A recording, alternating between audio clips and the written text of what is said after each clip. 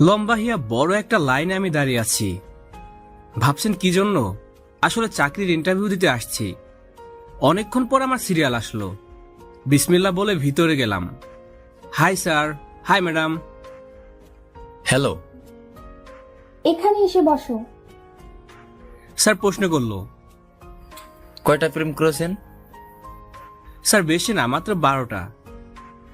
ছ্যাঁকা কয়বার খেয়েছেন? মাত্র 13 বার।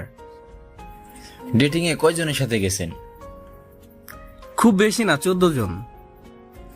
তোমার চাকরি পাক্কা? সত্যি বলছেন স্যার? সত্যি। ইয়াহু, আমার চাকরি হয়ে গেছে। আমি এমন করে চিল্লানি দিলাম। হঠাৎ আম্মু এসে বলল, কি রে, আজকে স্বপ্নের মধ্যে হয়তো চাকরি খুঁজতে গেছিলি? হুম। আজকেও ইন্টারভিউ দিলি নাকি? হ্যাঁ আম্মু, ইন্টারভিউ না সেই রকম। বাবা, এসব ইন্টারভিউ তোর আমার জন্য না, এখানে পৌঁছাতে অনেক টাকা লাগে। আচ্ছা আম্মু, কেন আল্লাহ আমাদের বড় লোক করলো না? বাবারে, গরিব বলে আজ একটু শান্তিতে ঘুমাতে পারছিস। যে দেখ, যার যত টাকা তার তত চিন্তা। আম্মু, তোমার শরীর ঠিক আছে তো? চোখ মুখ কেমন যেন হয়ে গেছে। হ্যাঁ রে বাবা, আমি ঠিক আছি, তুই চিন্তা করিস না। হুম। এবার উঠে পড় আর ব্রাশ করে নে। উঠতাছি। তারপর আম্মু চলে গেল আর আমিও উঠে পড়লাম। ব্রাশটা হাতে নিয়ে বাইরে চলে এলাম। ব্রাশ করতে করতে চলেন পরিচিত হয়নি। আমি হলাম আরিয়ান, বাবা মায়ের একমাত্র ছেলে। এবার ইন্টার প্রথম বর্ষ। লেখাপড়ার পাশাপাশি ছোট্ট একটা জব করি। আমার মা বাসায় কাজ করে আর বাবা, আমার যখন 15 বছর বয়স তখন আমার বাবা দুনিয়ার মায়া ত্যাগ করে চলে গেছেন। আর তখন থেকে সংসারের হাল আমি ধরেছি। আমাদের কোনো স্থানীয় বাসা নেই, থাকি বস্তিতে। বাকিটা গল্পের মধ্যে জানবেন। মুখ ধুয়ে ভিতরে গেলাম। এখানে বস, আমি খেতে দিচ্ছি। হুম। আজ কলেজে যাবি? না আম্মু, এই ঝালমাখা ভাত খাবেন? সেজন্য আজ ওভারটাইম করে বাজার করব। সবার বাবা মা তাদের ছেলের ভবিষ্যৎ গড়ে দেয়, আর আমি নষ্ট করতেছি। আরে আম্মু, কি বলছো? আমার ভবিষ্যৎ আমি করে নেব ইনশাল্লাহ। তোর বাবার স্বপ্ন ছিল আমার ছেলে কখনো কাজ করে খাবে না। এক টুকরো কিছু রেখে যায়নি। আর বললেই হলো। একথা শুনে আম্মু মুখে কাপড় দিয়ে চলে গেল। আমি কিছুই বুঝলাম না। আমি কি কিছু ভুল বলেছি? আমি খেয়ে দিয়ে বেরিয়ে পড়লাম।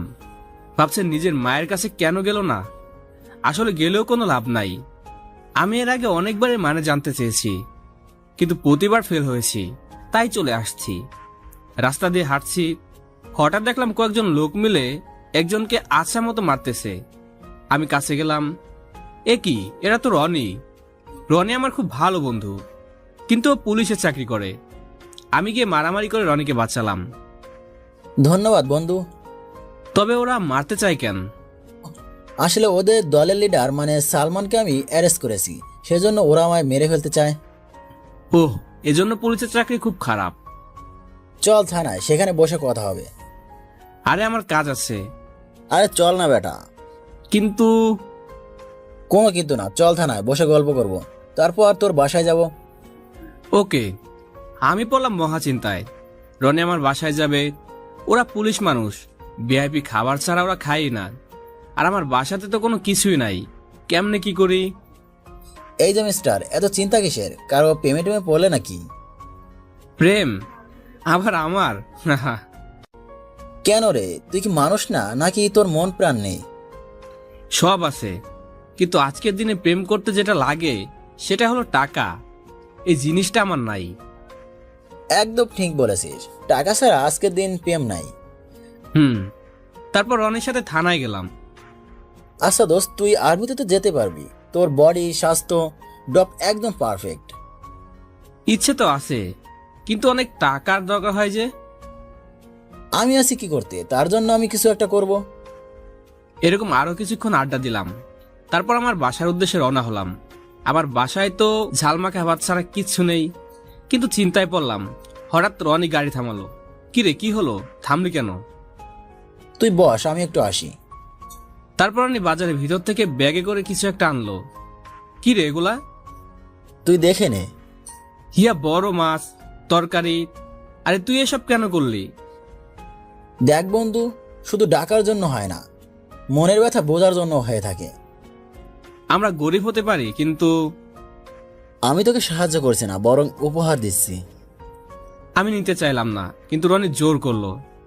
তারপর রনিকে বাসায় নিয়ে গেলাম। পুলিশ বাবু, আমার ছেলেকে ধরে আনছেন কেন? ও কি আবার মারামারি করছে?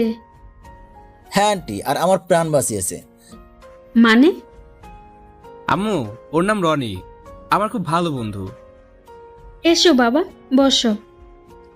না আন্টি, এগুলো ভিতরে নিয়ে চলেন। আরিয়ান, এসব কি? আরে আম্মু, ও জোর করে এগুলো আনলো, আর ওনাকে আমাদের এখানে তোমার হাতের রান্না খাবে। হ্যাঁ আন্টি, খারাপ ভাববেন না প্লিজ। হুম। তারপর আমরা তিনজন মিলে রান্না করে মনের আনন্দে খাওয়া দাওয়া করলাম। এভাবে দিনটা রনির সাথেই কেটে গেল। পরের দিন সকালে কলেজে যাওয়ার জন্য বের হলাম। আম্মু, আমি কলেজে গেলাম। বাবা, ভালো হয়ে যাস, আর রাস্তায় মারামারি করবি না, ঠিক আছে? ঠিক আছে। তারপর আমি বেরিয়ে পড়লাম। রাস্তায় এসে দেখি রনি। কিরে রনি, কি খবর? এইদিকে একটু কাজ ছিল, তাই যাওয়ার সময় তোর সাথে দেখা করতে আসলাম। ও, আমি কলেজ যাচ্ছি। গাড়িতে বস, আমি পৌঁছে দিচ্ছি। ঠিক আছে। তারপর রনির গাড়িতে বসলাম। হাজার হলে পুলিশের গাড়িতে করে চলে যাচ্ছি, ভাবটা আলাদা। দোস্ত, তুই তো গাড়ি চালানোর ট্রেনিং দিলি, আর সার্টিফিকেটও পাইলি। আমি কি ইচ্ছে করে করতে চাইছি? তুই জোর করলি। তাহলে একটা কার চালা। না রে, আমার ওই সেলসম্যানের চাকরি ভালো।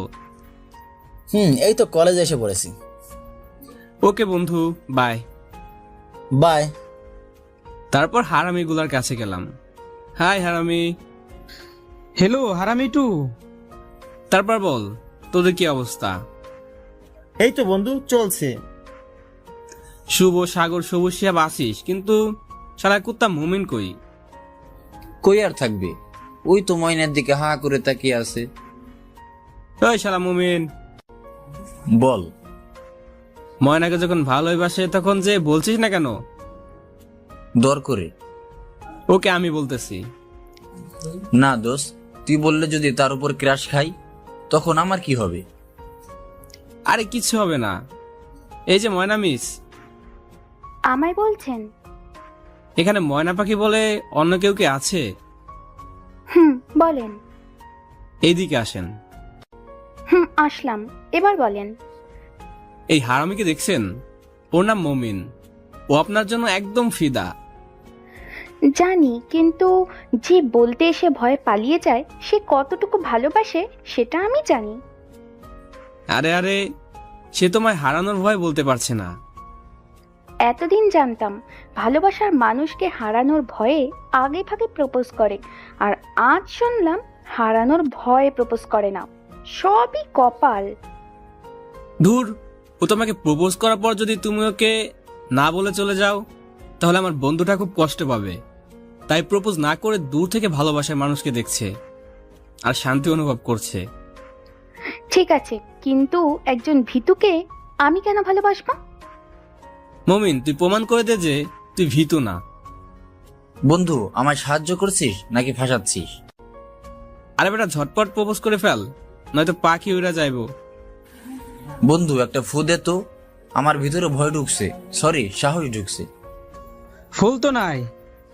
হ্যাঁ, ইয়ে মানে নো প্রবলেম। ফুল নেই তো কি হয়েছে, কলম আছে তো, এই নে কলম আর কর প্রপোজ। তারপর মমিন কলম হাতে নিয়ে এক হাঁটু গেড়ে বসলো। আই লাভ ইউ আমার ময়না। I love you too. যা হারামিগুলা। ধন্যবাদ বন্ধু, বাই। বন্ধু, এই দিকে দেখ। কিরে? দেখ না, পরি। আমি তাকিয়েই তো হা করে গেছি। মনে হচ্ছে আমি মানুষ না, আমি পাথর। মনের মধ্যে বিনা তেলে লাড্ডু ফুটতেছে। কি সুন্দর টান টান কাজল কালো চোখ, মিষ্টি মাখা গোলাপের পাপড়ির মতো দুই ঠোঁট, আর ঠোঁটের মাঝে বিশাল পাহাড়ের মতো নাক, রেশমি কালো চুল, মিষ্টি বড় হাসিতেই গালে টোল পড়ে। এটা দেখে আমি ক্রাশ খেলাম। কিরে মূর্তির মতো দাঁড়িয়ে রইলি কেন? পরীকে দেখার সময় বেয়াদবি নট এলাও। এখানে পরি এলো কোত্থেকে? এই হলো পরীর রানী। সবার চোখ দেখা যায় না, এটা আমি জানি। বাপ রে বাপ, মেয়েকে দেখার সাথে সাথে এই কবি হয়ে গেলি? একে নিয়ে লিখবো কবিতা, আমি লিখবো গান। কাগজ কলম ফোলাবে তবু ফুরাবে না গান। শালা কবির জগৎ থেকে বেড়ে আয়। হঠাৎ আমার পাছায় কারো লাথি মারা অনুভব করলাম। পিছনে ঘুরে দেখি শালা সবুজ। কিরে কবি, তোর কবিগিরি গেছে নাকি আরেকটা দিমু? না, দিতে হবে না, থাম। আরে মামু, মেয়েটা তো আমাদের দিকেই আসছে। কেলানি খেতে মনে হয়, পালা। সব শালারা পালালো আর আমি হা করে তাকিয়ে আছি। মেয়েটা এসে বলল, হাই। প্রথম দেখতেই হাতে হাত দেয়া, বাহ খুব ভালো। Hello, I love you. I love you too. I আমার হাত ছাড়েন। আই লাভ ইউ টু জানু মানু। আরে কি করছেন? ছাড় বলছি। আমার হুঁশ ফিরল। এ কি, আমি ওর হাত ধরে আছি আর ও আমায় আচ্ছা মতো গালি দিতে যাচ্ছে। যত সব ছোট লোকের বাচ্চা। ছি, আমার হাতটাই দুর্গন্ধ হয়ে গেল। ডিসগাস্টিং। মেয়েটা চলে গেল আর হারামিগুলাও আসলো। মামা একদম ফাটিয়ে দিয়েছোস। কিরে, কি হয়েছিল বলতো?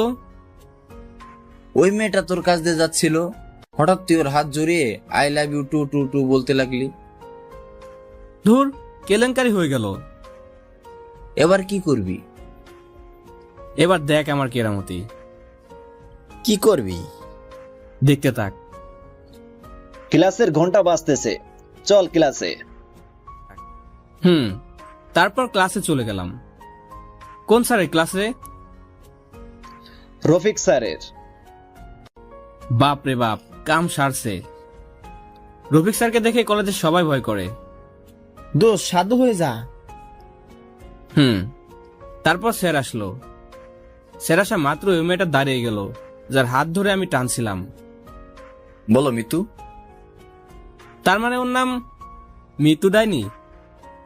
স্যার, আজ আমার একটা ছেলে হাত ধরে টানাটানি করছে, এমনকি কিস করার চেষ্টাও করেছে কলেজের সবার সামনে। কি? কে সেটা? ওই তো ওই ছোট লোকের বাচ্চা। আরিয়ান দাঁড়াও। আমি তো শেষ, না জানি আজ কি হবে। হ্যাঁ স্যার বলেন। মিতু কি বলছে, এটা কি সত্যি? স্যার, ওকে কি জিজ্ঞেস করতেছেন? শাস্তি দেন। স্যার আমার কথাটা শুনেন। তখনই মাঝখানে সজীব নামে একটা ছেলে দাঁড়িয়ে গেল। স্যার, আমি নিজ চোখে দেখেছি বিতুকে সবার সামনে হাত ধরে টেনে কিস করতে চেয়েছিল। না স্যার, এটা মিথ্যা কথা। স্যার, এদের দলের লিডার এই ছোট লোক, এরাও সাথে ছিল। আমি তো অবাক হলাম। যখন একটা ঘটনা ঘটে তখন সজীব আসেনি, আর কি বলছে এসব? স্যার তখন তো সজীব ছিল না। স্যার দেখেন, বাঁচার জন্য এখন কত রকমের মিথ্যা বলে। না স্যার, আমি সত্যি বলতেছি। চুপ করো। অপরাধ করে আবার বড় বড় কথা, ছোট লোক কোথাকার। মিতু তুমি শান্ত হও, আমি দেখতেছি। আরিয়ান, এসব কি? হ্যাঁ স্যার, আমি এখন কেমন করে কলেজে মুখ দেখাবো? শান্ত হও মা। আমার কিছু বলার নেই। আমি গরিব বলে কেউ আমার হয়ে কথা বলে না। স্যার আমায় মাফ করে দেন, আর এমন ভুল হবে না। প্রথমবারের মতো মাফ করব, তবে এখানে এসে 10 বার কান ধরে উঠবস করো। কিন্তু স্যার। একদম ঠিক। কি আর করব, পুরো ক্লাস মিটুর দিকে, কারণ সে বড় লোকের মেয়ে। স্যারের পাশে যে কান ধরে 10 বার উঠবস করলাম। তারপর ক্লাস শেষ, মন খারাপ করে বাইরে চলে এলাম। হঠাৎ পিছন থেকে বলল, কি রে ছোট লোকের বাচ্চা, কেমন দিলাম? তোর সাহস কত বড়, তুই একটা ফকিরের ছেলে আমার গায়ে হাত দিস? বন্ধুদের ভালোবাসার খুব জোর, তাই না? আমি তোর এমন অবস্থা করব যে তুই ভাবতেও পারবি না। আমি কিছুই বললাম না। মনটা খুব খারাপ লাগলো। ক্যান্টিনে গিয়ে বসলাম। তখন শিহাব, সবুজ, সাগর আসলো। মেয়েটার খুব অহংকার, ওর অহংকার হবে না কি তোর হবে? এই শহরের বিশিষ্ট বিজনেসম্যানের একমাত্র মেয়ে। বাদ দে তো, ওরা বড় লোক, ওদের ক্ষমতা অনেক। তারপর বাকি ক্লাস আর করলাম না, বাসায় চলে আসলাম। কি রে বাবা, আজ চলে এলি যে? এমনি আম্মু।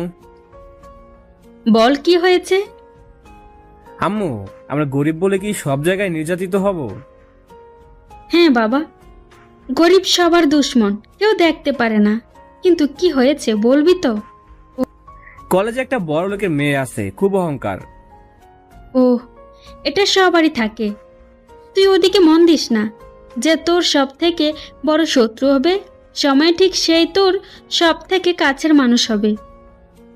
হুম। মন দিয়ে তুই পড়াশোনা কর, তাহলে একদিন তুইও বড়লোক হতে পারবি আর ওদের পাল্টা জবাব দিতে পারবি। হ্যাঁ আম্মু, আমি পড়াশোনা করব মন দিয়ে। যা গোসল করে নে। হুম। তারপর গোসল করলাম, আজান দিল, নামাজ পড়ে আসলাম, খাওয়া দাওয়া করে একটু রেস্ট নিলাম। কিন্তু শুয়ে থাকলে হবে না, আমার কাজে যেতে হবে। উঠে কাজে চলে আসলাম, রাত 8টা পর্যন্ত কাজ করে বাসায় ফিরলাম। বাবা, একটু খাওয়া দাওয়া করে নে। না আম্মু, খেয়ে আসছি। ও, তাহলে পড়তে বস। ঠিক আছে। তারপর রুমে যেয়ে বই খুলে পড়তে লাগলাম। পড়তে পড়তে রাত 12টা বেজে গেল। এবার চোখ আস্তে আস্তেই বন্ধ হয়ে আসতে লাগলো, তাই বই বন্ধ করে ঘুমিয়ে গেলাম। সকালে আম্মুর ডাকে ঘুম ছুটলো। কি হয়েছে, ডাকো কেন?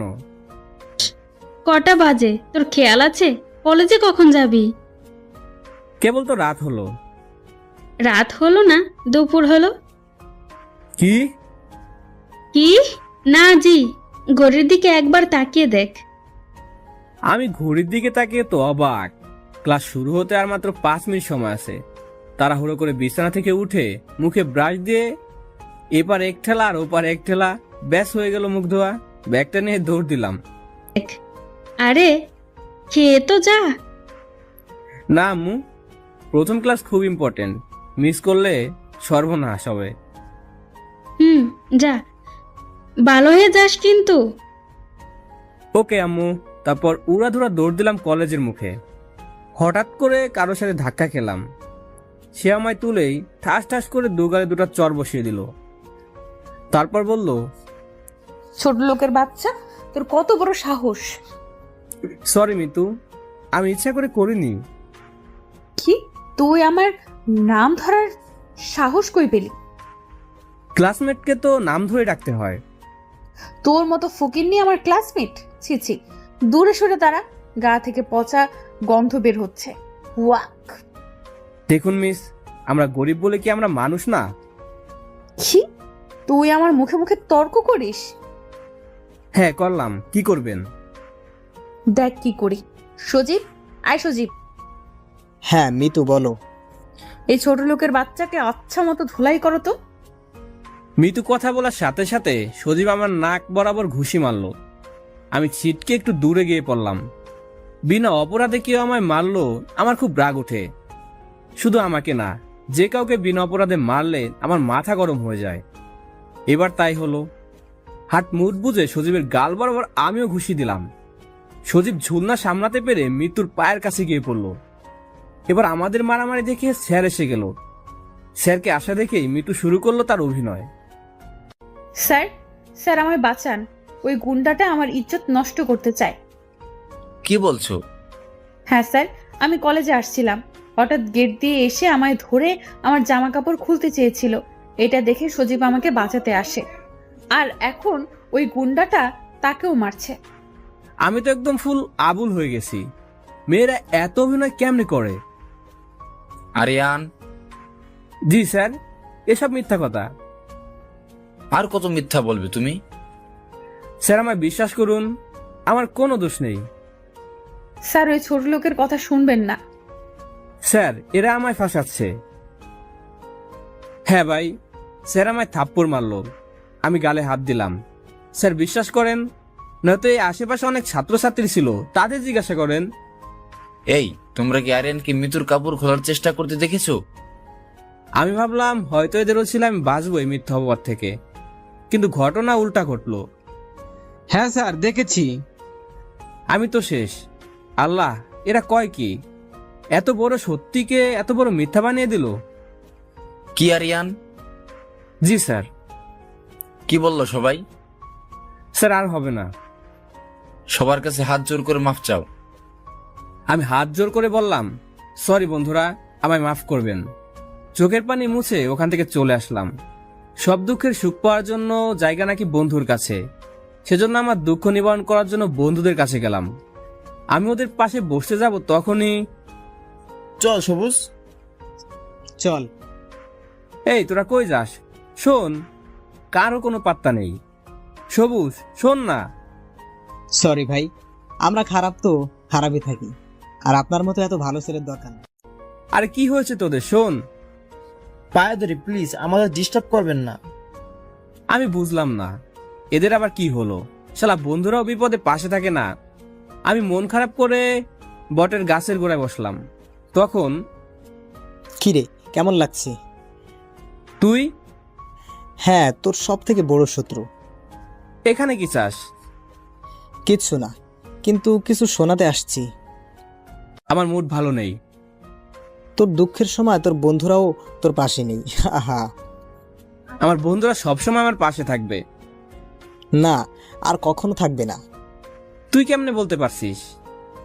কারণ আমি নিজেই তোর বন্ধুদের মধ্যে ঝাল ছিটিয়েছি। আহা। কি? জি মিস্টার ফকিরের ছেলে, কেন করলি এসব? তুই আমার ডার্লিং এর গায়ে হাত দিছোস। ডার্লিং? ও, ওই অহংকারী মৃত্যু। ইয়েস, সেই দিন ক্লাসে তোকে কেস খাওয়ালাম। আমি ভাবছিলাম হয়তো তুই ভালো হয়ে যাবি, কিন্তু না, তুই আরো খারাপ হচ্ছিস। আমি কি করলাম? এখন থেকে আমি কি করব সেটা দেখ। আমার বন্ধুদের কি করেছিস? বেশি কিছু না, শুধু আমার নতুন সিম থেকে তোর সব বন্ধুদের মেসেজ দিয়েছি আর বলেছি যে আমি আরিয়ান, আর এটা আমাদের গোপনীয় নাম্বার। তারপর ব্যাস ইচ্ছা মতো বকলাম, অনেক খারাপ কথাও বললাম। তোর বন্ধুদের কাছ থেকে তোর প্রতি বিশ্বাস তুলে নিলাম। হাহাহা। তোকে আমি ছাড়বো না। এখন তোকে ইউজ করে আমি মৃত্যুর বিএফ হব, আর তারপর শহরে টপ বিজনেসম্যান। হাহাহা। সত্যি কতদিন বালি চাপা দিবি? একদিন না একদিন ঠিক বেরিয়ে আসবে। ততদিন আমি মৃত্যুর সমস্ত সম্পত্তির মালিক হব। আমি সব মৃত্যুকে বলবো। যা যা এক্ষুনি বল, আমি তো এটাই চাই। হুম। Okay dear, by. সজীব চলে গেল। আমি ভাবছি এখন আমি কি কিছু করতে পারবো না, কারণ আমার কাছে কোনো প্রমাণ নেই। আর কেন করব? যে আমায় অপমান করে, অবহেলা করে, ঘৃণা করে, তার জন্য আমি কেন করব এসব ভাবছিলাম।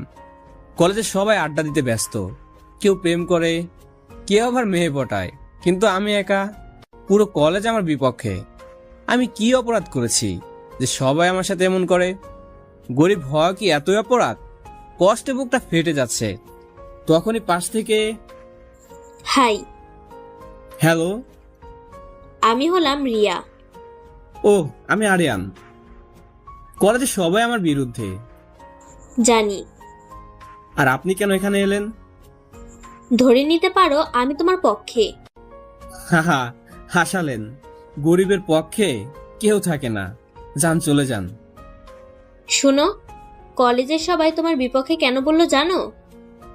আমি গরিব বলে? হ্যাঁ, রিয়ার বাবা এই কলেজে ওদের সবার খবর দেন। ওহ। আচ্ছা চলো, ক্লাসের সময় হয়ে গেছে। তারপর ক্লাসে চলে গেলাম। ক্লাসে ঢুকে বন্ধুদের পাশে বসতে যাব, তখন দেখলাম আমি যেখানে বসতাম সেখানে সজীবকে বসিয়েছে। কি আর করার, কিছু না বলে সবার পিছনে গিয়ে বসলাম। তারপর ক্লাস করে বাসার দিকে চললাম। গেট দিয়ে বেরিয়ে হঠাৎ পিছন থেকে মৃত্যু ডাকলো। আমি শুনেও না শোনার ভান করে হাঁটতেই থাকলাম। এই ছোট লোকের বাচ্চা, কথা কানে যায় না? আমি এবার থামলাম। মৃত্যু এসে কথা না বলেই ঠাস করে 3টা লাগিয়ে দিল। আমি তো কিছুই বুঝলাম না, কি হলো? আমায় মারলেন কেন? কেন মারলাম জানিস না তুই? জানি না বলেই তো বলছি। আমি এটাই ভাবছি, তোকে এত অপমান করার পরেও তুই কোন সাহসে আমায় লাভ লেটার দিস? কি লাভ লেটার? এমন ভাব করছিস যেন কিছুই জানিস না, ছোট লোকের বাচ্চা। আমি তো কিছুই বুঝতেছি না। একটু পরেই সব বুঝে যাবি। মানে? স্যারের কাছে বিচার দিলে শুধু একটু বকেই ছেড়ে দেয়, সেই জন্য আজ আমি তোর বিচার করব। দেখেন, আমি কিছু করিনি। তখন পাশ থেকে সজীব মুচকি মুচকি হাসছে। আমার বুঝতে বাকি রইল না যে এটা সজীবের কাজ। আমি সজীবের দিকে তাকিয়ে হঠাৎ পিছন থেকে এসে আমার ঘাড়ে কি যেন একটা আঘাত করলো। আমি দূরে যেয়ে দাঁড়ালাম। তারপর পিছন ফিরে দেখি কয়েকজন গুন্ডা হাতে বাঁশ নিয়ে দাঁড়িয়ে আছে। আমার তো রাগ উঠে গেল। তোরা কি পুরুষ নাকি মহিলা? ওদের একজন। চল দেখা যাক কে পুরুষ আর কে মহিলা। পুরুষ হলে আমাকে সামনে থেকে আক্রমণ কর, আয়। তারপর শুরু হলো মারামারি। ওরা 3-4 জন ছিল, সেজন্য একটু সহজে পেরে উঠলাম। কিন্তু পিছন থেকে সজীব একটা রড নিয়ে আমার মাথায় বাড়ি মারলো। আমি মাথা ধরে বসে পড়লাম। কিরে ফকিরের ছেলে, খুব তো বললি তুই নাকি মহামানুষ, তাহলে এখন মাটিতে পড়ে আছিস কেন? আমি কথা বলতে চেয়েও পারলাম না। ধপাস করে মাটিতে পড়ে অজ্ঞান হয়ে গেলাম। তারপর আর কিছু বলতে পারবো না। গান ফেরার পর নিজেকে একটা বন্ধ করে আবিষ্কার করলাম। মাথাটা প্রচুর ব্যথা। আশেপাশে তাকিয়ে দেখি এরা তো হাসপাতালের মতো দেখাচ্ছে। কি, আমি হাসপাতালে আসলাম কেমনে? তখনই রিয়া আসলো। আমি এখানে কেমনে আসলাম? আমি এনেছি। কলেজ থেকে বাসায় যাবার সময় দেখি তুমি অজ্ঞান হয়ে মাটিতে পড়ে আছো। ও, আমার আম্মুকে কিছু বলছো? না, এখনো বলিনি। ভালো করছো। আচ্ছা, তোমার কি হয়েছিল আর কারা তোমায় এভাবে মেরেছে? গরিবদের তো সবাই মারে। বলো প্লিজ। কে আবার? মিতু? মিতু কিন্তু একটু বেশিই করছে। কিছু করার নেই, আমি যে গরিব সহ্যই করতে হবে। কিন্তু তাই বলে এত? কিন্তু সজীব প্ল্যান করে আমায় ফাঁসাচ্ছে। কেন? আমি জেনে গেছি সজীব সম্পত্তির লোভে মিতুর বিয়ে হবে, প্রেমের অভিনয় করবে। কি? আর এর জন্য আমার মিতুর চোখে খারাপ বানাচ্ছে। ঠিকই আছে, এমন অহংকারী মেয়ের সাথে এমনই হওয়া উচিত। যাক, বাদ দাও। এখন কটা বাজে? দুপুর 3টা। কি? নিশ্চয় আম্মু খুব চিন্তা করতেছে। তুমি এত আম্মু আম্মু করছো কেন? এই পৃথিবীতে আম্মু ছাড়া আমার কেউ নাই। ও আমার এখন বাসায় যেতে হবে। আচ্ছা দাঁড়াও, আমি বিল দিয়ে আসি। তারপর আমি আর রিয়া হাসপাতাল থেকে বেরিয়ে পড়লাম। ধন্যবাদ। হা হা, কেন? এই তো আমার জন্য এত কিছু করার জন্য। আরে কি বলছো? বন্ধুর জন্যই তো বন্ধুই করবে। তোমাকে দেওয়ার মতো সামর্থ্য আমার নেই, তবে কোনোদিন যদি বিপদে পড়ো শুধু একবার হলেও আমায় ফোন করবা। বিপদে পাশে থাকা বন্ধুটাই সব থেকে বড় উপহার। আচ্ছা বাই, আমার এদিক দিয়ে যেতে হবে।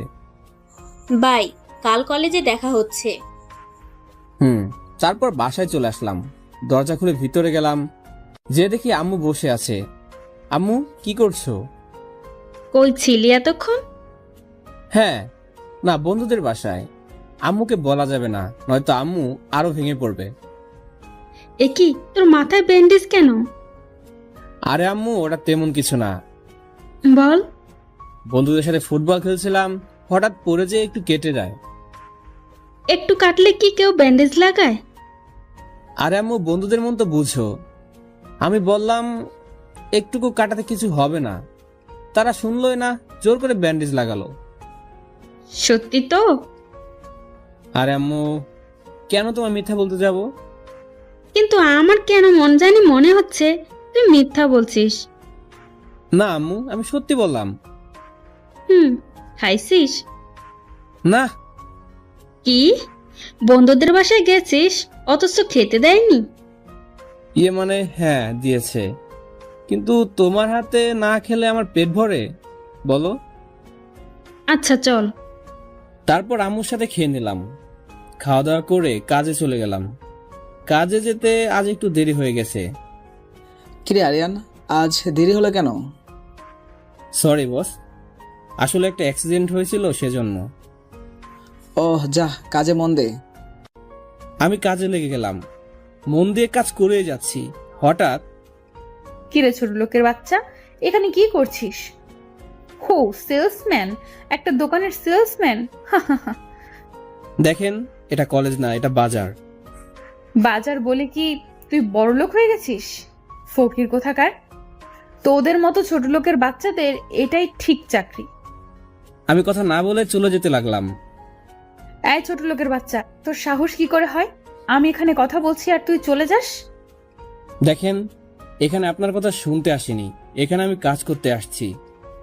কি? আমার মুখে মুখে তর্ক? দাঁড়া। এটা কলেজ না যে স্যারকে বলে আমায় বকা শোনাবেন।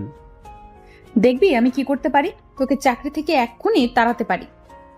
রিজিকের মালিক আল্লাহ। তোর পটর পটর কথা হইছে, দাঁড়া। এই ম্যানেজার, ম্যানেজার, এই ছোট লোকের বাচ্চাকে এক্ষুনি চাকরি থেকে তাড়িয়ে দাও। এখানেও কি আপনার বাবার হুকুম চলবে? চুপ কর তুই। বড়লোক হয়েছে বলে কি সবার সাথে সব জায়গায় নির্যাতন করবে? গালে হাত দিয়ে হা হয়ে গেলাম। জানিস আমি কে? সরি ম্যাডাম, আসলে নতুন তো সেজন্য। আমি এই মার্কেটের মালিকের একমাত্র মেয়ে। সরি ম্যাডাম, মাফ করবেন। এই ছোট লোকটাকে এক্ষুনি এখান থেকে বের করো, নয়তো তোমার চাকরি যাবে।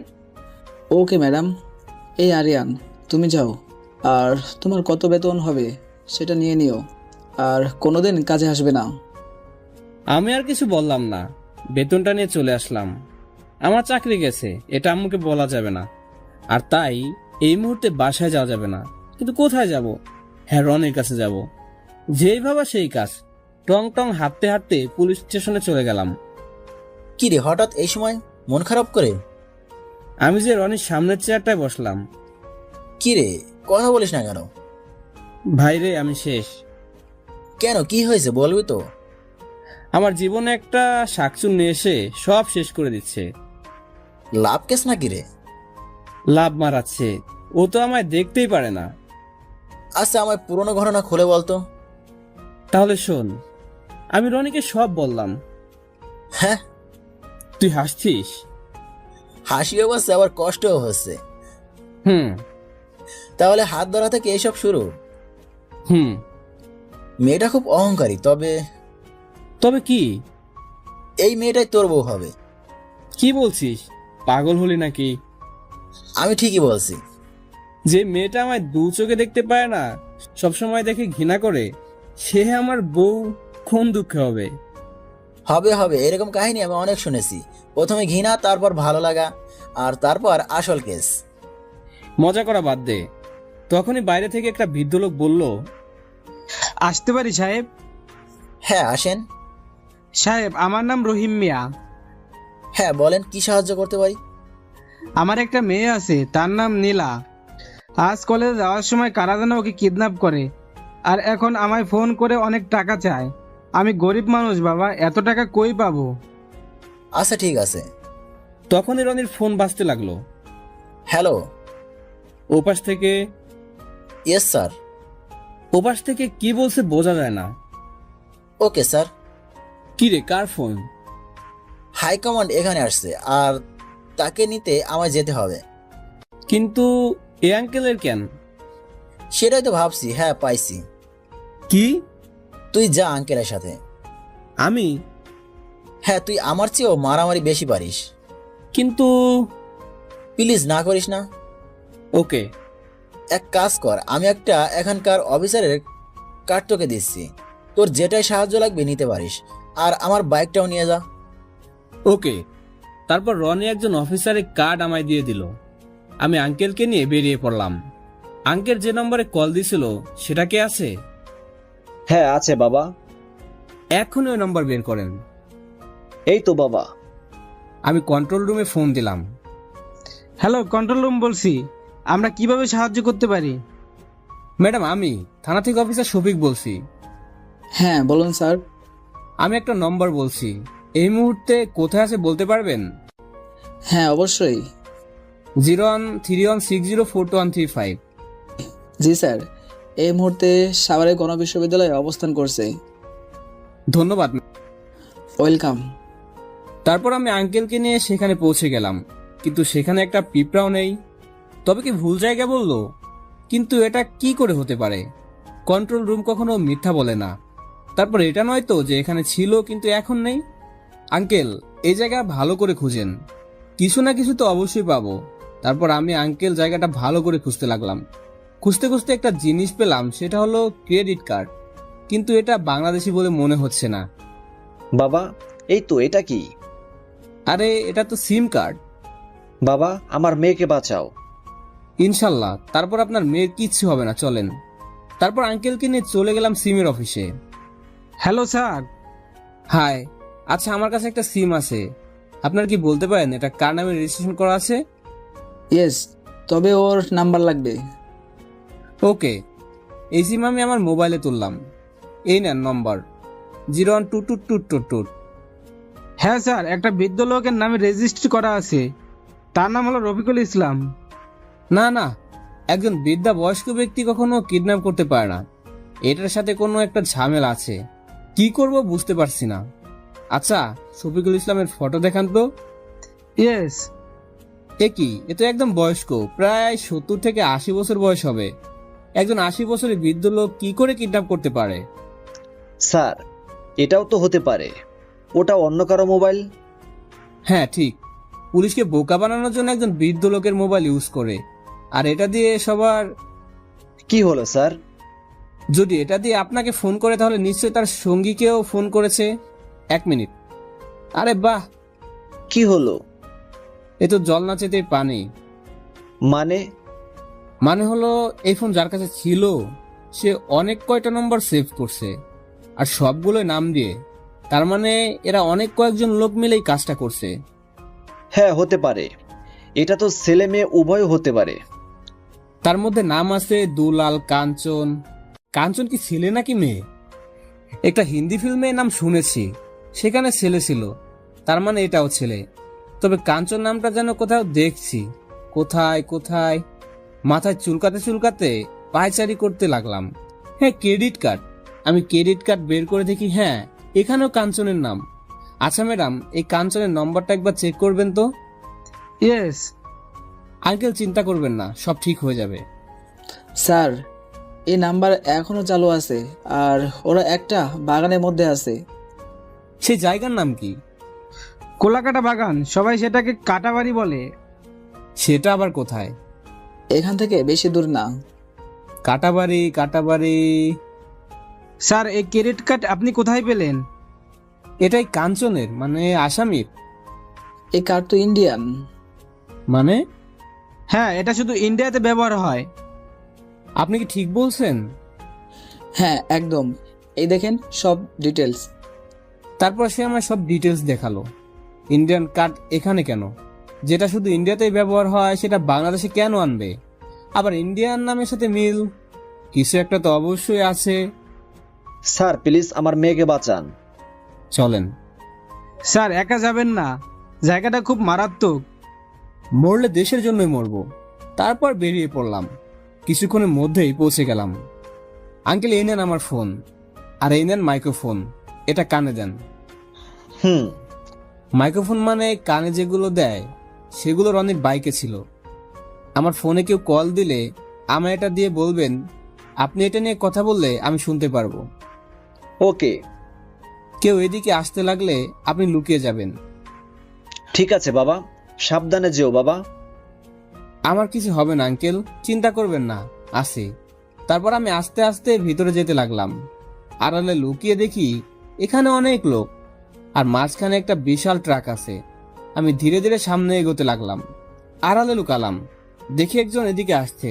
আমি দাঁড়িয়ে গেলাম। কাছে আসা মাত্রই আমি বেরিয়ে ওর মুখ আর গলা ধরে মুসরান দিলাম, আর ওকে টেনে আড়ালে আনলাম।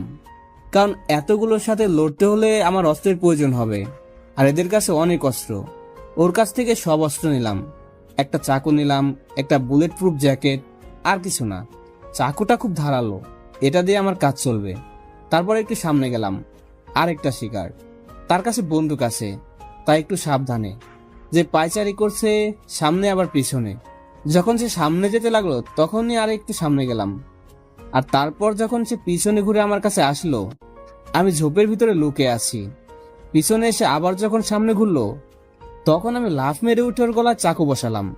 ক্লাসে স্যার বলছিল মানুষের শ্বাসনালী হচ্ছে মেন, ওটা কেটে গেলে সে আর কথা বলতে পারে না। আমি এটাই কাজে লাগালাম, কারণ একজন কথা বললেই সবাই অ্যালার্ট হয়ে যাবে আর আমার কাজটা আরো কঠিন হয়ে যাবে। এখন যাকে মারলাম তার কাছে বন্দুক, কয়েকটা বোম আর একটা চাকু আছে। আমি শুধু চাকু আর বোমা নিলাম, কারণ বন্দুক আমি ততটা ভালো চালাতে পারি না। 2 হাতে 2টা চাকু। এবার সামনে পা বাড়ালাম। হ্যালো আঙ্কেল, হ্যাঁ বাবা বলো। আপনি ঠিক আছেন তো? হ্যাঁ বাবা, তুমি আমার মেয়েকে বাঁচাও বাবা। চিন্তা করবেন না, আমি থাকতে নীলার কিছু হবে না। তাই যেন হয়। আচ্ছা, আপনি সাবধানে থাকেন। ঠিক আছে। এবার আমি আবারও শুরু করলাম আমার কাজ। এবার মারতে মারতে প্রায় সবাইকে মারা শেষ। আমি ট্রাকের কাছে এসে গেছি। এ কি, ট্রাক ভর্তি মেয়ে?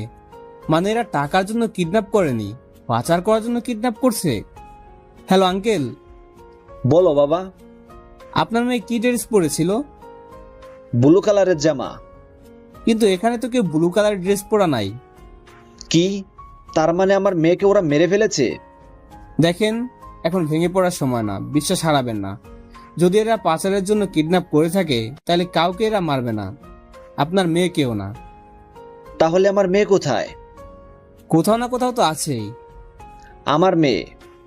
আমি খুঁজতে লাগলাম। এর আসল অপরাধী কে? ট্রাকের পিছনে যেহেতু আমি অবাক, এক বিশাল দেহের পালোয়ান দাঁড়িয়ে আছে। ওর কাছে গেলে তো আমায় তুলে আছাড় মেরেই মেরে ফেলবে। সাথে আরো 2 জন আছে। না, এভাবে হবে না। শক্তি দিয়ে এদের সাথে পারা যাবে না, বুদ্ধি কাটাতে হবে। আমি দেখলাম কিছু কাঠ পড়ে আছে, ওটা হাতে নিয়ে গাছের মরা পাতার উপর জোরে বাড়ি দিলাম। সাথে থাকা 2 জন এদিকে ঘুরলো, আমি আবার বাড়ি দিলাম। এবার এদিকে আসতে লাগলো।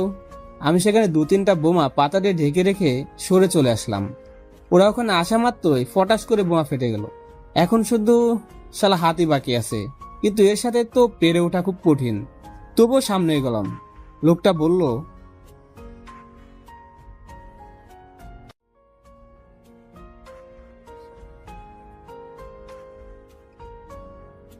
ঠিক কাজ করেছো।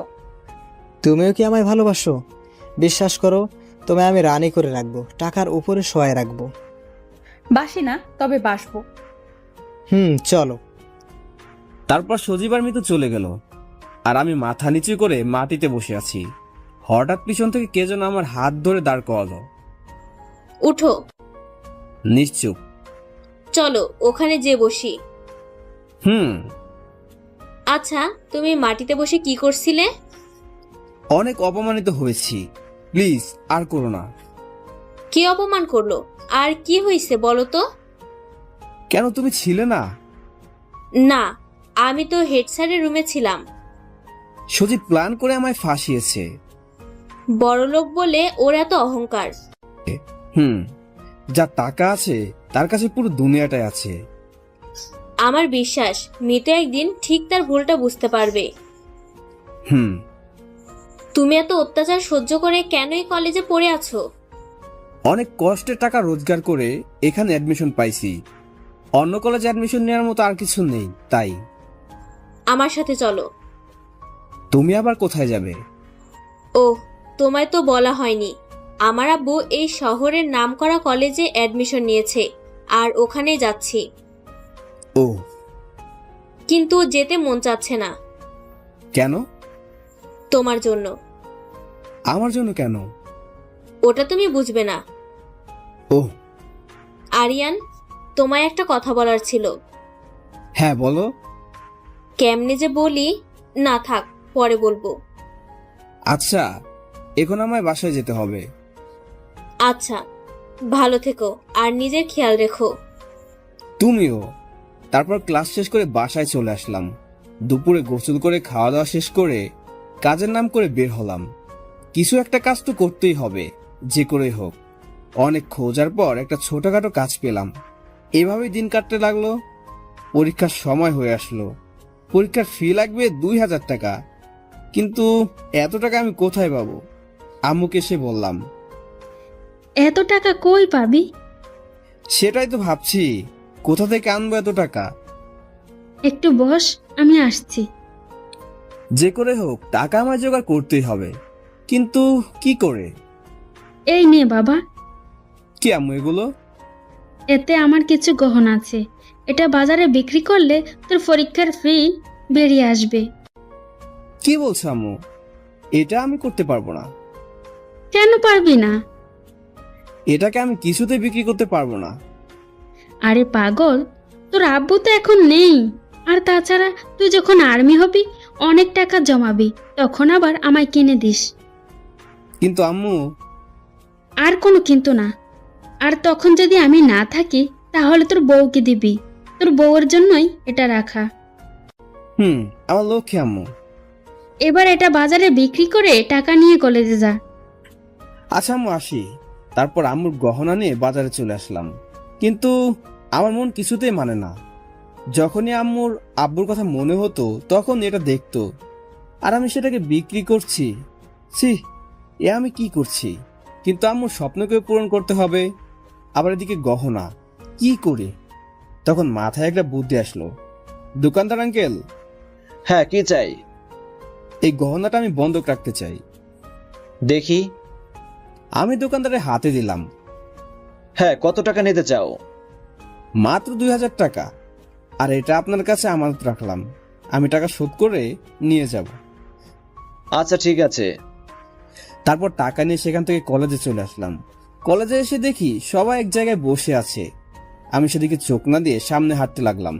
হঠাৎ পিছন থেকে মিতু ডাকলো। এই ছোট লোকের বাচ্চা, জি বলেন। কি রে, পরীক্ষার ফি দিতে আসছিস? হ্যাঁ। এত টাকা তুই কই পেলি? নিশ্চয়ই কোথাও থেকে চুরি করছিস। মুখ সামলে কথা বলবেন। কি, তুই আমাকে ধমক দিস? আমাকে? তোর সাহস কত বড়, একজন ছোট লোক হয়ে আমায় ধমক দিস? আমরা গরিব হতে পারি, কিন্তু চোর না। চোরের আবার বড় বড় কথা। দেখেন, আপনারা বড় লোক, আপনারা কেন গরিব ছেলের সাথে লাগেন? তোকে দেখলে আমার গা জ্বলে, মাথায় রক্ত উঠে। সামনে হাসপাতাল আছে, সেখানে গিয়ে রক্তদান করেন, তাহলে আর মাথায় রক্ত উঠবে না। আমার কথা শুনে মিতু অবাক। আমি এমন কথা বলবো ও ভাবতে পারেনি। বাবার হোটেলে বসে খেয়ে যে রক্ত বেশি হয়ে গেছে। তারপর আমি সোজা হেঁটে স্যারের রুমে গেলাম। আসতে পারি স্যার? হ্যাঁ, এসো। স্যার, আমার পরীক্ষার ফি। নাম বলো। তখন কোথা থেকে মিতু হাজির হয়ে চিল্লাতে লাগলো। বাবা, ওই ছোট লোকের বাচ্চাকে পরীক্ষার সিট দিবা না। কেন মা, কি হয়েছে? ও 1 নাম্বারের বাজে ছেলে। ও পরীক্ষার হলে আমাদের অনেক কিছু করার হুমকি দিছে। না স্যার, আমি ওদের কিছু বলিনি, বিশ্বাস করেন। আই, তোমরা কই? স্যারকে সব বলো। তখন আমার ক্লাসের সব ছাত্রছাত্রীরা এসে বলল, হ্যাঁ স্যার, ওই 1 নম্বর বাজে ছেলে, ক্লাসে সবসময় আমাদের ডিস্টার্ব করে। আরিয়ান, কি শুনছি? স্যার, এরা মিথ্যা বলছে, আমি কিছু করিনি। কি বলতে চাচ্ছ? তোমার ক্লাসমেটরা তোমার বিরুদ্ধে মিথ্যা অভিযোগ দিবে? আমার আর কোনো কথাই বলার নেই। তোমার সিট ক্যান্সেল। প্লিজ স্যার, এমন করবেন না, আমি খুব কষ্ট করে টাকা আনছি। স্যারের কথা শুনে সবাই হাসতে হাসতে বাইরে চলে গেল। প্লিজ স্যার, বোঝার চেষ্টা করেন, আমি আমার মায়ের গহনা বন্ধক রেখে টাকা আনছি। প্লিজ স্যার, আমার মায়ের আশাকে ভাঙবেন না প্লিজ। তোমার মায়ের আশা রাখতে সিট দিতে পারি, তবে এক শর্তে। সব শর্ত মানতে রাজি স্যার। তুমি একাই এক রুমে পরীক্ষা দিবে। Okay sir. আমার সাথে এসো। তারপর স্যার আমায় নিয়ে আমার ক্লাসে গেল। সবাই ভাবছে হয়তো আমার পরীক্ষা দিতে না দিয়ে কলেজ থেকে বের করে দিবে, তাই সবাই খুব খুশি। আমি আরিয়ানকে সিট দিয়েছি, তবে 2টো শর্তে। তারপর মিতু দাঁড়িয়ে গেল। বাবা, এ কি বলছো? হ্যাঁ মা, ঠিকই বলছি। প্রথম শর্ত হলো সে একাই একটা রুমে পরীক্ষা দেবে, আর দ্বিতীয় হলো সে যদি আমার মেয়ে মিতুর চেয়ে বেশি নম্বর না উঠাতে পারে তাহলে তাকে কলেজ থেকে বের করে দেওয়া হবে, আর যদি পারে তাহলে প্রথম পুরস্কার আরিয়ানের হাতে দেওয়া হবে। আরিয়ান, তুমি কি রাজি? স্যার, আমি ফার্স্ট হতে চাই না, আমি শুধু পরীক্ষা দিতে চাই। না, তোমায় ফার্স্ট হতে হবে, নয়তো তোমার খাতা বাদ দেওয়া হবে। আমি রাজি স্যার। তারপর ক্লাস শেষ করে বাসায় আসতে লাগলাম। তখন মিতু পথ আটকালো। এই ছোট লোকের বাচ্চা, তোর তো সাহসের প্রশংসা করতে হচ্ছে। তুই তো আমার বিরুদ্ধে চ্যালেঞ্জ নিয়েছিস। এটা আমার মায়ের আশা, এটা আমার ছোটবেলার স্বপ্ন, এটা আমার লাইফ, এসবের সাথে যুক্ত, তাই চ্যালেঞ্জ আমি নিয়েছি। আরে, আমি তো না পড়েই ফার্স্ট হয়ে যাব। যার কাজ যেমন সে ফল তেমন পাবে। আমিও দেখবো তুই কেমনে ফার্স্ট হোস। আমি তো ইনশাল্লাহ ফার্স্ট হব, কারণ আমার মায়ের দোয়া আছে আমার সাথে। দেখাই যাক। তারপর বাসায় চলে আসলাম। আম্মু বল। আম্মু আজ কলেজে। আমি জানি তুই পারবি। ওই অহংকারী মেয়ের অহংকার মাটির সাথে মিশিয়ে দিবি। হ্যাঁ আম্মু দোয়া করো। আমার দোয়া তোর সাথে সব সময় থাকবে। চলো খেতে দাও তো।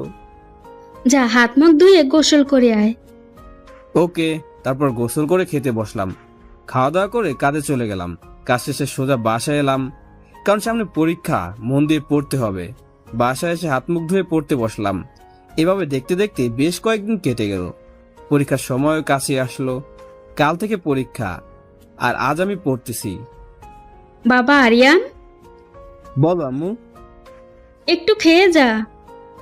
পরে খাচ্ছি। আমার ঘুম পাচ্ছে, খেয়ে নে তো। তুমি এখানে রেখে দাও, আমি পরে খেয়ে নিব। খেয়ে নিবি কিন্তু। ঠিক আছে। তারপর আবার মন দিয়ে পড়তে লাগলাম। পড়ার চিন্তায় খাবার কথা ভুলে গেছি। পড়তে পড়তে রাত 2টা বেজে গেল। তখনই হঠাৎ করে বিদ্যুৎ চলে গেল।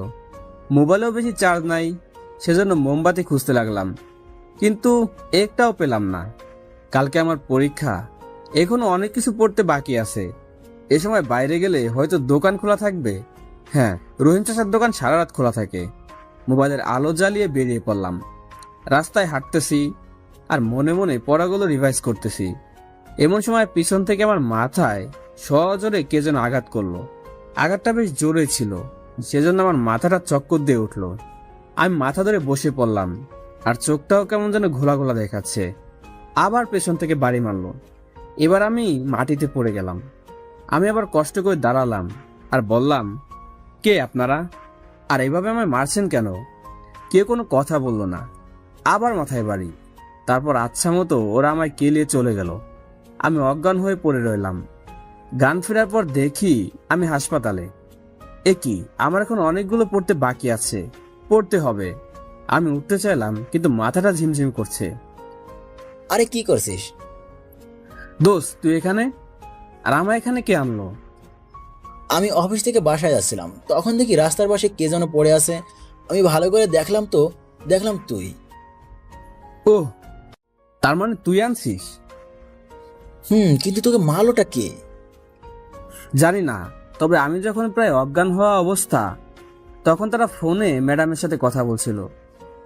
তার মানে তোর মেয়ে শত্রু? আরে ওটা অন্য কোনো কেস না, এটা কলেজের কেস। মানে হলো আমার মেয়ে শত্রু বলতে একটাই, আর সেটা হলো মিতু। কিন্তু ও তোকে কেন মারতে চাইবে? কালকে আমাদের পরীক্ষা, আর মিতুর সাথে আমার একটা চ্যালেঞ্জ আছে। সব বললাম। তার মানে মিতু চায় না যে তুই পরীক্ষা দিস? আর এই জন্য পরীক্ষার রাতে আক্রমণ করিয়েছে। এই মেয়ে আস্তে আস্তে বেড়েই চলেছে। বড় লোক হলে যা হয়। আজ থেকে তুই আমার সাথে থাকবি। পাগল নাকি? আম্মু একাই বাসাতে থাকতে পারে নাকি? তাহলে কি করতে চাচ্ছিস? কিচ্ছু না, কিন্তু আমার মাথায় প্রচুর ব্যথা করে। মাথায় বেশি আঘাত লেগেছে? রনি, আমার মাথা। আও। আরিয়ান, তুই ঠিক আছিস তো? বন্ধু, আমার খুব কষ্ট হচ্ছে রে। ডাক্তার। সাথে সাথে ডাক্তার এসে আমায় ঘুমের ইঞ্জেকশন দিল। তারপর আমি ঘুমিয়ে গেলাম। সকালে চোখ খুলে দেখি আম্মু, রনি বসে আছে। আম্মু, বাবা কেমন আছিস? আরে আম্মু, আমি একদম ঠিক আছি। কাঁদছো কেন? তোর কিছু হলে আমি কেমনে থাকবো বাবা? আমার কিচ্ছু হবে না। দোস্ত থাক, আমার ডিউটির সময় হয়ে গেছে। আরে আজ তো আমার পরীক্ষা। ডাক্তার তোকে উঠতে বারণ করেছে। পরীক্ষা আমায় দিতেই হবে। কিন্তু তোর শরীর? বললাম তো আমার কিচ্ছু হয়নি। একটু খেয়ে যা। আম্মু, সময় নাই, পরে খাবো। রনি, চল। আমায় একটু কলেজে পৌঁছে দিবি? চল। আম্মু, আমি গেলাম, দোয়া করো।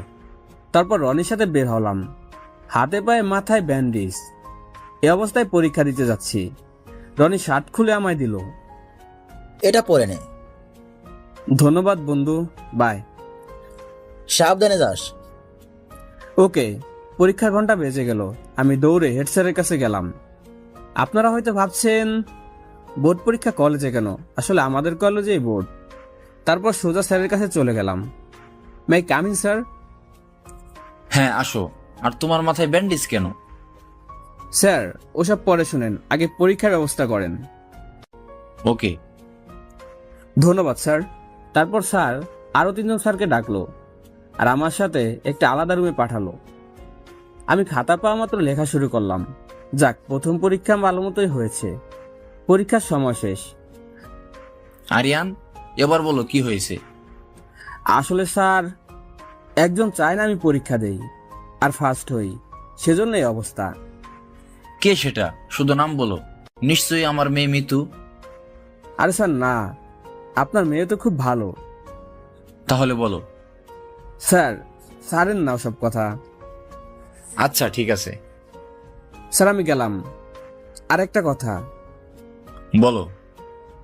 আমি পরীক্ষা দিছি এটা কাউকে বলবেন না প্লিজ। কিন্তু কেন? প্লিজ স্যার, এইটুকু করবেন please. Okay, no problem. Sir কলেজে কি কেউ আছে? না, সবাই চলে গেছে। থাকেন স্যার, আমিও গেলাম। হুম।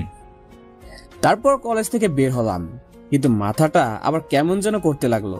মনে হচ্ছে মাটি ঢেউ ঢেউ হয়ে গেছে, সেজন্য হাঁটতে সমস্যা হচ্ছে। তাই একটা দোকানে বসে পড়লাম। তখনই রনি এসে হাজির। ওই তুই একা একা কেন আসতে গেলি? আরে পেরে যেতাম। কতবার তুই জানা আছে, এবার আমার কলার ধর। তারপর রনির গাড়িতে করে বাসায় চলে আসলাম। কেমন পরীক্ষা হলো বন্ধু? আলহামদুলিল্লাহ ভালো। আরিয়ান চলে এসেছিস বাবা? হ্যাঁ আম্মু বলো। চল খাবার খেয়ে নে। রনি চল। আরে তোরা খা, আমি খেয়ে আসলাম। রনি। ওকে ওকে চল। তারপর 3জন মিলে খাবার খেলাম। খাওয়া দাওয়া করে আমি শুয়ে পড়লাম। শরীরটা ভালো নেই, সেজন্য কাজে না যেয়ে ঘুমাতে গেলাম। আর এভাবে আমার পরীক্ষা শেষ হলো। কিন্তু কেউ জানে না যে আমি পরীক্ষা দিচ্ছি। শুধু মিতুর বাবা আর বাকি 3টা স্যার আজকে পরীক্ষার ফলাফল প্রকাশ করবে। আম্মু আজকে রেজাল্ট দেবে। বাবা। দোয়া করো আম্মু। মায়ের দোয়া সন্তানের সব থেকে কাছে থাকে। আমি গেলাম। আম্মু আমার মাথা নেড়ে বলল, ভালো হয়ে যাস বাবা। ঠিক আছে। তারপর চলে গেলাম কলেজে। বাইরে থেকে দেখলাম কলেজে সবাই পৌঁছে গেছে, কিন্তু মিতু কোথায়? ভালো করে দেখলাম মিতু তার বন্ধুদের নিয়ে মজা করতেছে। সুন্দর করে সাজানো হয়েছে মঞ্চ, আর মঞ্চের সামনে টেবিলে চেয়ার দেয়া আছে। আমি যে সবার শেষে বসলাম আর স্যারের বক্তব্য শুনতে লাগলাম। হঠাৎ মিতুর কণ্ঠ পেলাম। কি রে ছোট লোক, টিসি নিতে আসছিস? বলেছিলাম না আমার সাথে চ্যালেঞ্জ ধরিস না, পারবি না। আজ থেকে এই কলেজে যেন তোকে আর না দেখি। যদি দেখতে পাই তাহলে তোকে খুন করব। জীবন দেওয়া নেওয়ার মালিক একমাত্র আল্লাহ, আর তাকে ছাড়া আর কাউকে ভয় পায় না। বাবা, এখন তোর মুখ দিয়ে ডায়লগ বের হচ্ছে? এটা ডায়লগ না, এটা সত্যি। তোর কিন্তু কি করবেন? মারবেন? অপমান করবেন? করেন। স্যার বক্তব্য দিচ্ছিল, এমন সময় আমি তো দাঁড়িয়ে বলল, স্যার এই ছোট লোকটা আমায় খারাপ খারাপ কথা বলতেছে আর গায়েও হাত দিচ্ছে। এই যে মিস, এটা করে আমার না, আপনারও সম্মান নষ্ট হলো। দেখেন আমার হাত ধরে টানে। আরিয়ান বাবা, এদিকে এসো। তারপর স্যার বলল, মিতু, তুমি আরিয়ানকে অপমান করতে চাইছো তাই না? না, ও যা করছে তাই বলছি। ও একটা গুন্ডা, বদমাশ। তাহলে সত্যিটা নিজের চোখে আবার দেখো। এই কে আছো? ক্যামেরার ফটোসটা খুব সুন্দর করে দেখাও। তারপর বড় পর্দায় ফুটেজটা খুব বড় করে দেখালো, আর সবাই দেখে তো অবাক। মিতু তো একবার তেলে বেগুনে জ্বলছে। দেখো এখানে কে অপমানিত হলো, তুমি নাকি আরিয়ান? মিতু, নিজেকে নিয়ে এত অহংকার করো না। মিতু শুধু বেগুনের মতো ফুলতাছে। তাহলে এবার আসল কথা আসা যাক। সবাই একদম নিশ্চুপ। কার কথা বলবে স্যার? কে হবে ফার্স্ট? সব থেকে বেশি নম্বর পেয়ে ফার্স্ট হয়েছে। সবাই তো হা করে তাকিয়ে আছে। কার কথা বলে? স্যার শুধু মিতুর দিকে তাকাচ্ছে। আমার হার্টবিট বেড়ে গেল। কি সবাই অবাক হলে? এখন আরো অবাক হবে, কারণ আমাদের কলেজের প্রথম হয়েছে আরিয়ান। আমার নামটা শোনা মাত্রই আমার গা শিউরে উঠল। আমি তো বিশ্বাসই করতে পারছি না। আমি মিতুর দিকে তাকিয়ে দেখি মিতু একদম লাল টমেটো হয়ে গেছে। আরিয়ান, তুমি আমাদের কাছে এসো। আমি উঠে যেতে লাগলাম, তখনই মিতু, এই ছোট লোকের বাচ্চা, কেমন করে করলি এটা? নিশ্চয়ই নকল করছিস। মুখ সামলে কথা বলবেন। কি? আমার মুখের ওপর কথা বলিস? দাঁড়া আপ। মিতু, কি হচ্ছে কি? বাবি তুমি চুপ করো। এই ছোট লোক, বল কি করে করছিস? মন দিয়ে পড়াশোনা করেছি, নাকি আপনার মতো কাউকে আহত করব নাকি? কি বললি তুই? কি বললি? আমি তোকে আহত করছি? আমি কখনো বলিনি যে আপনি আমায় আহত করেছেন। আমি শুধু বলেছি কাউকে আহত করে। তার মানে এটা পরিষ্কার আপনি আমায় আহত করেছেন। এই ছোট লোক, কি বলতে চাস তুই? হ্যাঁ দেখেন, এখানে অনেক লোকজন আছে। আমি প্র্যাকটিক্যাল দেখাতে গেলে আপনারই মান যাবে, আমার না। তুই কিন্তু বাড়াবাড়ি করছিস। কোনো বাড়াবাড়ি করিনি। মিতু, কি হচ্ছে? ওকে আসতে দাও। ইস, না দিব না। ও কি করে করলো এসব? আবার এটা নয় তো যে এই ছোট লোকের বাচ্চাকে ফার্স্ট করানোর জন্য তুমিই টাকা খেয়েছো? মিতু, তোর এত বড় সাহস, তুই আমার চর মারিস? হ্যাঁ মারি। আরেকবার কোনো স্যারকে নিয়ে আজে বাজে কথা বলে আমি আবারও কি হাল করি? উনি আপনার বাবা হন, আর মেয়ে হয়ে বাবার সম্পর্কে এমন বাজে কথা বলতে লজ্জা করে না? তোর সাহস কি করে হয় আমাদের ফ্যামিলির মধ্যে নাক গলানোর? Oh sorry. আপনি তো আবার, না থাক। সজীব, বসে বসে কি দেখছো? এই ছোট লোককে আচ্ছা মতন শিক্ষা দাও। আপনার এই লোভী সজীব আমার আর কিছু করতে পারবে না। আপনার এই লোভী সজীব আমার আর কিছু করতে পারবে না। মিতু, এবার কিন্তু বেশি হচ্ছে। এই ছোট লোকের বাচ্চা, আজকের অপমানের প্রতিশোধ আমি নিবই। তোকে আমার গোলাম বানিয়ে ছাড়বো। তারপর চোখ রাঙিয়ে চলে গেল। আমি স্যারের কাছে গেলাম। মার মেয়ের কথায় রাগ করো না। আরে স্যার, কি বলছেন? সোজা হয়ে দাঁড়াও আর তোমার উপহার নাও। তারপর সবাই মিলে হাতে ছোট্ট একটা উপহার দিল। দেখতে যতই ছোট হোক না কেন, আমার কাছে অনেক বড়। তোমার জন্য দোয়া রইল বাবা, এগিয়ে যাও। ধন্যবাদ স্যার। তারপর আমি প্রাইজ নিয়ে দৌড় দিয়ে বাসার দিকে গেলাম। আজকে আমার আনন্দে বুকটা ভরে গেল। আজ আমি আমার মায়ের স্বপ্নের একাংশ পূরণ করতে পারলাম। মনের খুশিতে গাড়িও লাগলো না, দৌড়ে বাসায় চলে আসলাম। আর খুশি মুখ নিয়ে দরজার সামনে এসে আমার মন ভরা দুঃখ পেলাম। দরজায় তালা লাগানো। আমার আম্মু তো কোনোদিন কোথাও যায় না, তাহলে আজ কোথায় গেল? কোনো বিপদ হয়নি তো? ছি ছি, কি ভাবছি আমি এসব? আম্মুর আবার কিসের বিপদ হবে? তারপর আমি পাশের বাসায় গেলাম, কিন্তু সেখানেও তালা ঝুলতেছে। তারপর বাসায় গেলাম। Aunty aunty. কে? আমি আরিয়ান। ও আরিয়ান, বাবা কি খবর? আমার আম্মুকে কি দেখছেন? তোমার আম্মু তো নাই। কোথায় গেছে বলতে পারবেন? তোমার মা তো অ্যাক্সিডেন্ট করেছে, তাই সবাই ওরে নিয়ে হাসপাতালে গেছে। কি? কথাটা শোনা মাত্রই আমার মাথার উপর যেন আকাশটা ভেঙে পড়লো। কি বলছেন? হ্যাঁ বাবা, তুমি তাড়াতাড়ি সরকারি হাসপাতালে চলে যাও। আমি আর দেরি করলাম না, সোজা দৌড় দিলাম হাসপাতালে। আমার পৃথিবী যেন অন্ধকার হয়ে আসছে। আমার আম্মুই আমার পৃথিবী। আম্মুকে ছাড়া আমি কেমনে বাঁচবো? এসব ভাবছি আর দৌড়াচ্ছি। দৌড়াতে দৌড়াতে হঠাৎ একটা গাড়ির সাথে ধাক্কা খেয়ে পড়লাম। মাথায় একটু আঘাত পেলাম। চোখ খুলে দেখি এটা রনি। আরিয়ান, তুই ঠিক আছিস তো? হ্যাঁ ঠিক আছি। এমন পাগলের মতো কোথায় যাস? আমার সব শেষ রে বন্ধু। আমার আর কেউ রইল না। রনিকে জড়িয়ে ধরলাম। কি হয়েছে বলবি তো? আমার আম্মু আম্মু কি হয়েছে আন্টির? তাড়াতাড়ি হাসপাতালে চল। গাড়িতে ওঠ। তারপর আমি রনির গাড়িতে করে হাসপাতালে আসলাম। হাসপাতালে এসে দৌড় দিলাম। ভিতরে যেয়ে দেখলাম আমার চাচা চাচি দাঁড়িয়ে আছে। আম্মু কই চাচা? তোর মাকে ভিতরে নিয়ে গেছে। কেমন আছে? সেটা ডাক্তার এলে বলতে পারবে। আমার মাথা ঘুরতে লাগলো। আরিয়ান, নিজেকে সামলা ভাই, কিচ্ছু হবে না। আন্টি আবার ঠিক হয়ে যাবে। আমার চোখে আর পানি আটকে রইল না। 7 বছর বয়সে যখন আব্বু মারা যায়, তখন থেকে বাবা মায়ের আদর স্নেহ দিয়েই বড় করেছেন। আমার মাকে আমি খুব ভালোবাসি। তখনই ডাক্তার বের হলো। ডাক্তার আঙ্কেল, আমার আম্মু কেমন আছেন? তোমার মায়ের অবস্থা খুবই খারাপ, অপারেশন না করলে বাঁচানো যাবে না। না প্লিজ ডাক্তার, যে করে হোক আমার আম্মুকে বাঁচান।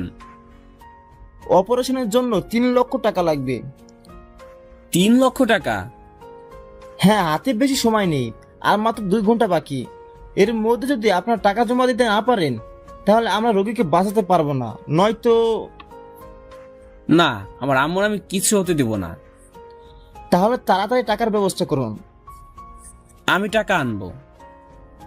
আমার কাছেও তো এত টাকা নেই, আর আমি 2 মাসের অগ্রিম বেতন নিয়ে ফেলেছি। এখন টাকা চাইলে আর দিবে না। আমার বাড়ি বেচলেও এত টাকা পাবো না। আমি যেখানে কাজ করি সেখানে চলে গেলাম। স্যার। কিরে, আজ এত তাড়াতাড়ি যে? স্যার, আমার কিছু টাকা লাগবে। ও, এই কথা। তা কাজে 500 টাকা দেবো নে। স্যার, এটা দিয়ে আমার হবে না, আমার 3 লক্ষ টাকা লাগবে। পাগল নাকি রে? আমি এত টাকা কই পাবো? তা এত টাকা দিয়ে কি করবি তুই? মদ খাবি নাকি? না স্যার, আমার মা হাসপাতালে, অপারেশন না করলে বাঁচানো যাবে না। আর অপারেশন করতে গেলে 3 লক্ষ টাকা লাগবে। প্লিজ স্যার, আমার মাকে বাঁচান। কি, আমি এত টাকা কই পামু? তুই জানিস তো এই দোকানের উপর দিয়ে আমার সব চলে। প্লিজ স্যার, আমি আপনার শোধ করে দিব। বোঝার চেষ্টা কর। কি আর করার, খালি হাতে ফিরে গেলাম। এভাবে আরো কয়েক জায়গায় গেলাম, কিন্তু কাজ হলো না। তবুও হাল ছাড়লাম না। 1 ঘন্টা পার হলো, একটা টাকাও জোগাড় করতে পারলাম না। ওইদিকে রনি ও তার বন্ধু স্যারদের কাছে ফোন করলো, কিন্তু কোনো কিছুতেই কাজ হলো না। আমি মন খারাপ করে ফিরে যাচ্ছি, এমন সময় মিতু ডাকলো। আয় ছোট লোক, শোন। হ্যাঁ বলুন। তুই একটু সুযোগ পেয়ে আমায় ওভাবে অপমান করলি। প্লিজ এসব এখন বাদ দেন, মন আমার ভালো নেই। কেন রে ছোট লোক? আমার আম্মু হাসপাতালে। ও, আপনারা তো অনেক বড় লোক, অনেক টাকা আছে, শুধু 2 লক্ষ টাকা দিয়ে আমার আম্মুকে বাঁচান প্লিজ। তুই ভাবলি কি করে যে আমি তোকে টাকা দিব? প্লিজ আপনার পা ধরছি, আপনি যেটা বলবেন আমি সেটাই করব। সত্যি তো? হুম। আমি তোকে 2 লক্ষ টাকা দিব, তার বদলে তুই আমার গোলাম হয়ে থাকবি 1 বছর। পারবো না। তখন রনি ফোন আসলো। বল। তুই কোথায়? টাকার ব্যবস্থা করতেছি। কিছু পেলি? না রে। দোস্ত জলদি কর, মাত্র 30 মিনিট বাকি। বলিস কি? হ্যাঁ ভাই, আর 20 মিনিট পার হলে আর ডাক্তার অপারেশন করবে না। তুই দ্বারা আমি দেখছি। ফোন কাটলাম, দেখি মিতু চলে যাচ্ছে। এই যে শুনেন। বল। আমি রাজি, তবে প্লিজ 10 মিনিটের মধ্যে টাকা পৌঁছে দেন। পৌঁছে যাবে। কোন হাসপাতালে আছে? সরকারি। ওকে, আমি বিকাশে দিয়ে দিচ্ছি। একটু তাড়াতাড়ি। হয়ে গেছে। একটু পর রনি ফোন করলো। বন্ধু, টাকা নাকি জমা হয়েছে, তুই করলি? হ্যাঁ, আমুল খেয়াল রাখিস। তুই কোথায়? আমি 1 বছরের জন্য বিক্রি হয়ে গেছি। মানে? পরে বলবো। ওকে। তারপর ফোন কেটে দিয়ে মিতুর হাতে ধরে বললাম, ধন্যবাদ মিতু। ছোট লোক, তোর সাহস কত আমার শরীরে হাত দিস? সরি মিতু। আমার নাম ধরে ডাকিস, আমার ম্যাডাম বলবি। ঠিক আছে ম্যাডাম। এবার চল আমার সাথে। কোথায়? ম্যাডামকে জিজ্ঞেস করার সাহস কি করে হয়? Sorry madam. চল গাড়ি ড্রাইভ করে আমায় শপিং মলে নিয়ে চল। Okay madam. তারপর গাড়ি চালিয়ে মিতুকে শপিং মলে নিয়ে আসলাম। মিতু নেমে যেতে লাগলো আর আমি বসেই রইলাম। কি রে ছোট লোক, দামি গাড়িতে চড়ে কি নামতে মন চায় না? Okay madam. তারপর আমি মিতুর পেছন পেছনে ভিতরে গেলাম। বিশাল মল। মিতু একটা শার্টের দোকানে নিয়ে গেল আর একটা শার্ট নিল। আই এদিকে আয়। জি বলেন ম্যাডাম। কাল থেকে এটা পরে তুই আসবি। আমি শার্টটা বের করে দেখি ড্রাইভারের ড্রেস। তারপর সেখান থেকে মিতুকে নিয়ে তার বাসায় গেলাম। ম্যাডাম, আপনার বাসা আমি চিনি না। সোজা চল। ওকে। তারপর চলে এলাম। বাড়িটা বেশ বড়, অনেক সুন্দর। আমি গাড়ি থেকে নেমে মিতুকে নামিয়ে দিলাম। এখানে দাঁড়িয়ে থাকবি, কোথাও যাবি না। Okay madam. তারপর মিতু ভিতরে চলে গেল আর আমি বাইরে দাঁড়িয়ে রইলাম। হঠাৎ আম্মুর কথা মনে হলো, তাই আমি রনির কাছে ফোন দিলাম। দোস্ত তুই কোথায়? তোকে বললাম না আমি 1 বছরের জন্য বিক্রি হয়ে গেছি। আন্টির জ্ঞান ফিরেছে।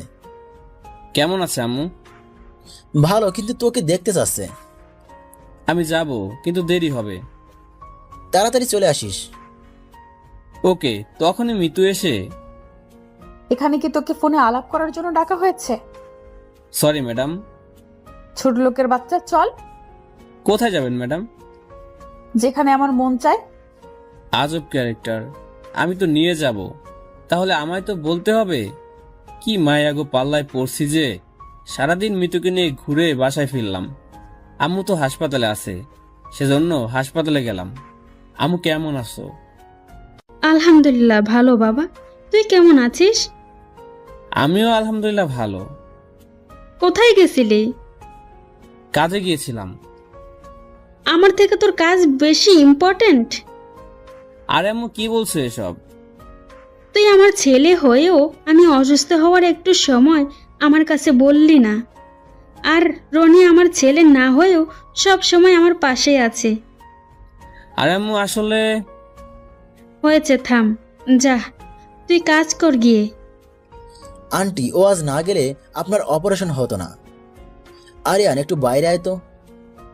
বাইরে আসলাম। বলো। সত্যি করে বল, এত টাকা কই পেলি? কি হলো বল, কোনো অন্যায় করছিস নাকি? রনি, তোর কি আমার উপর একটুও বিশ্বাস নেই? আছে রে, অনেক আছে। তাহলে এমন কথা কেন বলছিস? তো বল। আচ্ছা ঠিক আছে, সব বললাম। কি বলছিস?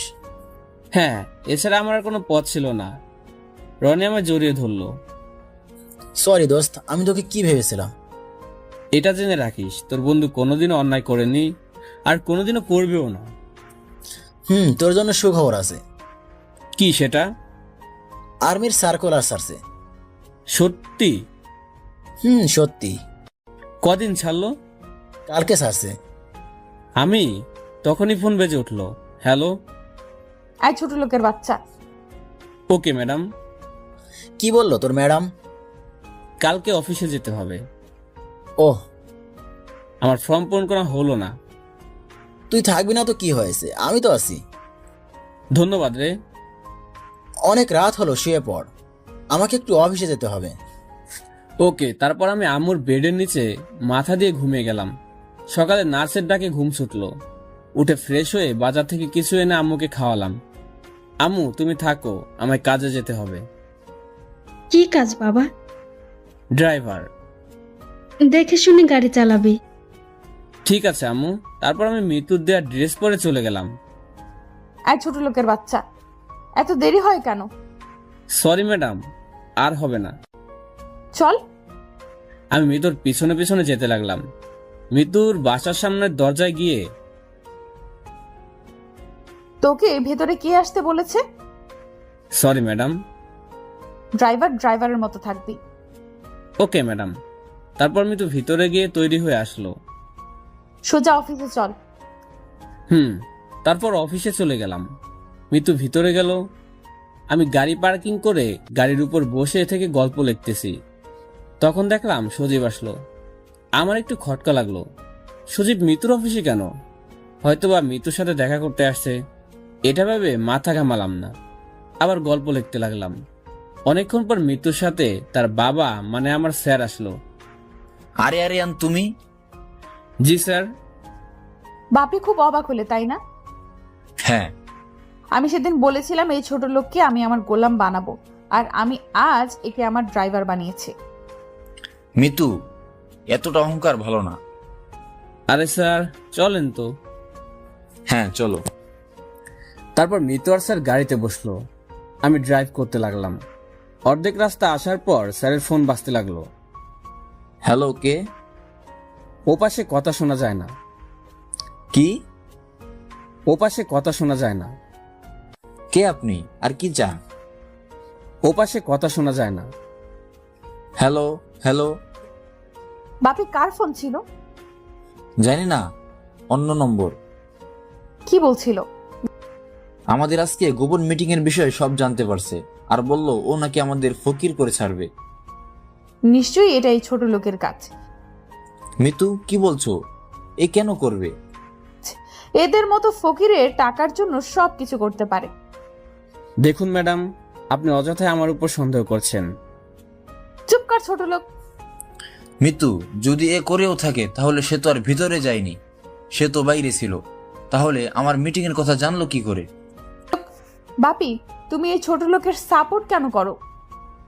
দেখো মা, সবাই মানুষ, বড় লোক বা গরিব কোনো পার্থক্য হয় না। তুমি সব সময় এই ছোট লোকের সাপোর্ট করো। না, একদিন ঠিকই বুঝবি তুই কত বড় জিনিসকে অবহেলা করছিস। তুমি কি বলতে চাচ্ছ আমি অবুঝ? না, সেটা না। ম্যাডাম, আমি বাসায় এসে গেছি। মিতু মা, তুই বাসায় যা, আমার কিছু কাজ আছে, আমি আসছি। ওকে বাপি। মিতু চলে গেল। স্যার কোথায় যাবেন? সোজা সামনে চলো। ওদিকে তো জঙ্গল। হ্যাঁ চলো বলছি। ওকে। তারপর আমি স্যারকে নিয়ে গন্তব্যে পৌঁছালাম। শোনো, অনেকদিন আগে থেকে আমাদের কোম্পানির উপর কারো নজর পড়ছে। ও, আমাদের কোম্পানি নাম্বার 1-এ আছে, তাই সকলের নজর। কিন্তু কোম্পানির জন্য আমার চিন্তা নেই। চিন্তা হলো আমার মা মরা মেয়েকে নিয়ে। কেন? কারণ তারা দুটার উপরেই নজর। হঠাৎ পাতা নাড়ার আওয়াজ পেলাম। আমি ভালো করে খেয়াল করলাম। হ্যাঁ, আবার আওয়াজ পেলাম। আরিয়ান, কি হলো? চুপ করেন স্যার, গাড়িতে গিয়ে বসেন।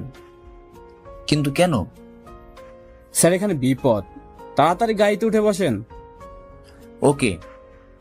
তখনই চারপাশ থেকে অনেক লোক বের হলো। সবার মুখে মুখোশ আর হাতে হাতিয়ার। আমি লড়াই করতে গেলে স্যারের ক্ষতি হতে পারে, সেজন্য গাড়িতে বসেই দিলাম টান। আমার পিছনে পিছনে ওরাও 4টা গাড়ি নিয়ে এলো। টানের উপর টান। না, এভাবে পিছু ছাড়ানো যাবে না। আমি পকেট থেকে মোবাইল বের করে রনের কাছে ফোন দিলাম। লাউড স্পিকার দিয়ে সিটে রেখে দিলাম। হ্যাঁ দোস্ত, বল। কই আসিস? 4 মাথার মোড়ে। তুই জঙ্গলের রাস্তা ধরে চলে আয়। কিন্তু কেন? আমি বিপদে পড়ছি, তাড়াতাড়ি আয়। ওকে। ফোন কেটে দিলাম। কে এটা? আমার বন্ধু। এ সময় তোমার বন্ধু কি করবে? আমার বন্ধু পুলিশ অফিসার। ওহ। আসতেই পিছনের গুন্ডারা এগিয়ে আসতে লাগলো, আর সামনে আমার পেয়ারা বন্ধু হাজির। আমি গাড়ি ব্রেক করলাম। কি হয়েছে? ওরা আমাদের আক্রমণ করছে। পুলিশকে দেখে ওরা গাড়ির পিছনে ঘুরে নিল আর চলেও গেল। ধন্যবাদ বন্ধু। ওরা কারা? আর তোর উপর কেন আক্রমণ করছে? আমার উপর না, স্যারের উপর আক্রমণ করছে। কিন্তু ওরা কারা? স্যারের দুশ্মন।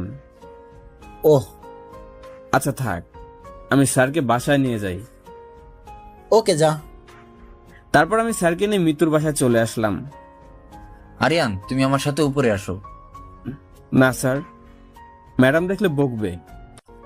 আরিয়ান, তুমি আমার সাথে উপরে আসো। Okay sir. আমি ভিতরে চলে গেলাম। তখনই রাক্ষসীটা হাজির। এই ছোট লোকের বাচ্চা, তোর কত বড় সাহস আমার বাসার ভেতরে ঢুকিস? আসলে ম্যাডাম, সামান্য একটা ড্রাইভার হয়ে তুই বাসার ভেতরে চলে এলি? মিতু, ওকে আমি আসতে বলছি। কেন বাপি, এসব ফকির ঘরের ছেলেদের কেন এখানে আসতে বললে? যদি কোনো ভাইরাস পার হয়ে যায় তাহলে? চুপ করো, আমার কাজের জন্য ওকে ডেকেছি। কিন্তু বাপি। যেখানে যাচ্ছ যাও। ওকে ছোট লোক, তোকে পরে দেখে নেব। আরিয়ান চলে এসো, কাম ফাস্ট। তারপর স্যার আমায় নিয়ে ছাদে গেল। স্যার, আমার এখানে কেন আনলেন? তুমি আমার দজ্জাল মেয়ের ড্রাইভার কেমনে হলে? আমার আম্মু। হয়ে যখন গেছো তখন কি আর করার। আচ্ছা স্যার, ওরা কারা? আপনার কেন মারতে চায়? ওরা কারা সেটা আমিও জানি না। মানে? হ্যাঁ, আগে শুধু ধমকি দিত, আর এখন ধমকির সাথে সাথে আক্রমণ। তার মানে আজই প্রথম আক্রমণ? কিন্তু একটা কথা বুঝতে পারতেছি না। কি কথা স্যার? অন্য গুন্ডারা আমায় হুমকি দিত, সাথে আমার মেয়েকে নেওয়ার কথাও বলতো, কিন্তু এ তো আলাদা। অন্য গুন্ডা মানে? আপনাদের আরো আক্রমণ হয়েছে? হ্যাঁ, এর আগে একজন মৃত্যুকে মারার হুমকি দিত। আমি যদি 3 লক্ষ টাকা ওকে না দেই তাহলে ও আমার মেয়েকে মেরে দিবে। আমার কাছে মেয়ের থেকে বড় কিছু না, সেজন্য টাকা দিয়ে তাকে বিদায় করছি। তার মানে এখনকার ব্যাকমেলার আপনার মেয়েকে পটিয়ে? আমার সন্দেহ হলো এটা সজীব না তো? কি হলো, কি ভাবছো? কিছু না স্যার, আপনি চুপ করে থাকবেন, কথা বলবেন না। কিন্তু কেন? এখনই বুঝতে পারবেন। আমি সজীবের কাছে ফোন দিলাম। হ্যালো। কিরে ছোট লোকের বাচ্চা, কেমন আছেন আপনি? কি ব্যাপার বলতো? আমি আপনি তো একই, মানে একজনের কাছ থেকেই তো প্রতিশোধ নিতে চাই। এই ছোট লোকের বাচ্চা, কি বলবি সোজা সাপটা বল। আরে বস, আপনি যার সাথে সম্পত্তি হাতানোর জন্য অভিনয় করছেন তার সাথে আমারও শত্রুতা। তো কি বলতে চাস? আমরা দুজন এক হয়ে যদি তাকে শেষ করে দেই? আমার কারোর প্রয়োজন নেই, আমি একাই যথেষ্ট। আরে বস, আপনি একা কি করবেন? আজকেই ওকে উপরে পাঠিয়ে দেব, আর ওর বাবার কাছে অভিনয় করে জামাই হব। হা হা হা। কি বলছেন বস? একদম ঝাক্কাস আইডিয়া। কিন্তু বস, এখানে সে, মানে আমাদের শত্রু কোথায়? 4 রাস্তার পাশে দাঁড়িয়ে আছে, ওর ছাদের উপর থেকে আমার লোক তাকে টার্গেট করে আছে। কিন্তু বস, আজই কেন মারবেন? কারণ আজ না মারলে আরো 3 মাস অপেক্ষা করতে হবে। কেন বস? কারণ 3 মাসের জন্য আমি দিল্লি যাচ্ছি। ও হুম আচ্ছা, বাই বস। ফোন কাটলাম। আরিয়ান, তুমি কার সাথে কথা বললে? আর কাকে মারার প্ল্যান করছো? সব পরে বলবো স্যার, তেমন কিছু না। তবে কি তুমি ছদ্মবেশী গুন্ডা? এতদিন আমি জানতাম তুমি খুব ভালো ছেলে, কিন্তু তুমি যে মানুষ খুন করতে পারো সেটা আজ জানলাম। স্যার, আপনি আমায় ভুল বুঝতেছেন। এতদিন ভুল বুঝে এসেছি। স্যার, আপনার মেয়ের কাছে যেতে হবে এক্ষুনি। বাই। আমি দিলাম দৌড়। মৃত্যুর বাসা থেকে 4 রাস্তার মোড়। মৃত্যুর বাসা থেকে 4 রাস্তার মোড় বেশি দৌড়ে না। দৌড় গিয়ে দেখি সজীবের কথা একদম ঠিক। মৃত্যু একা দাঁড়িয়ে আছে, আর আমি ছাদের দিকে তাকিয়ে দেখি একজন বন্দুক নিয়ে দাঁড়িয়ে আছে আর টার্গেট করতেছে মৃত্যুর উপর। আমি ভেবেছিলাম হয়তো একজন, কিন্তু এখানে প্রতিটা ছাদে একজন করে দাঁড়িয়ে আছে। আমি গিয়ে মৃত্যুর হাত ধরে সোজা দৌড় দিলাম। তখনই ঠস করে গুলির শব্দ হলো। তার মানে একজন মারলো। একটু দেরি করলেই মৃত্যু আর শেষ হয়ে যেত। আমি মৃত্যুকে নিয়ে অনেক দূরে এসে পড়লাম। মৃত্যু হাত ছিটকান মেরে বলল। আমি গালে হাত দিয়ে দাঁড়িয়ে রইলাম। ছোট লোক ফকিরের ছেলে লুচ্চা, তোর কত বড় সাহস আমার হাত ধরিস? Sorry madam. রাখ তোর সরি, তোকে তো আমি আজ। মৃত্যু অনেকটা রেগে গেছে। আসলে ম্যাডাম, মেয়েদের দেখলে কি থাকতে পারিস না, তাই এমন আচরণ করিস? রাস্তার ছেলে কোথাকার। না ম্যাডাম, আসলে হয়েছে কি। চুপ, তোদের মতো রাস্তার ছেলেকে আমার ভালো করে চেনা আছে। সুন্দরী মেয়ে দেখে থামতে পারে না। ডিসগাস্টিং। মৃত্যুর এমন চেঁচামেচি শুনে পাশে থাকা পুলিশ এসে গেল। এক্সকিউজ মি ম্যাডাম, কোনো সমস্যা? হ্যাঁ, অনেক সমস্যা। এই ছোট লোকের বাচ্চা আমায় কিডন্যাপ করেছে। আর কি বলছেন আপনি? আপনি কি একে চিনেন? না, চিনি না। কিরে, মেয়েদের দেখলে কি তোদের মধ্যে ঝাঁকুনি ওঠে? আরে কি করছেন? আমি ওনার ড্রাইভার। কি বলছে ম্যাডাম? ওসব মিথ্যা। আপনি ওকে এমন শাস্তি দিবেন যাতে ভবিষ্যতে এমন কাজ আর না করে। ম্যাডাম প্লিজ এমনটা করবেন না। আপনি আমায় অন্য শাস্তি দেন, কিন্তু প্লিজ আমার নামে ক্রিমিনাল খাতায় তুলবেন না, প্লিজ। যা, এখন বুঝ ঠালা। তারপর পুলিশ আমায় নিয়ে চলে গেল আর আমার নামে নারী ধর্ষণ মামলা দিল। আমি পুলিশের অনেক হাত পা ধরলাম, কিন্তু শুনলো না। আমার এতদিনের স্বপ্ন এক নিমিষে শেষ হয়ে গেল, কারণ ক্রিমিনালের খাতায় নাম থাকলে সে কোনোদিন আর্মি হতে পারবে না। বুকটা কষ্টে ফেটে যাচ্ছে। জেলের ভিতরে থাকা একজন লোক এসে বলল, কি ভাই, আপনি এসেই দেখছি কান্না করতেছেন, কি হয়েছে আপনার? কিছু না, কিছু হয়নি তো এখানে কেন? আমি একজন ধর্ষক। কি? আপনার দেখে তো মনে হচ্ছে না। কি হয়েছে বলেন তো? প্রেমিকার সাথে ডেটিং এ যে ধরা পড়েছেন? না, একজনের উপকার করছি। মানে? সব বললাম। ভাইরে, আজকের দুনিয়ায় ভালো মানুষের কোনো দাম নাই। আমার এতদিনের স্বপ্ন ভেঙে গেল, আম্মুর ইচ্ছে পূরণ করতে পারলাম না। ভাই, দুঃখ কইরো না। দারোয়ান স্যার, একটু ফোন করা যাবে? পাশে থাকা দারোয়ানকে বললাম। এই নাও ফোন। ধন্যবাদ স্যার। ফোন দিয়ে আমি রনির কাছে ফোন দিলাম। হ্যালো, কে বলছেন? রনি, আমি আরিয়ান।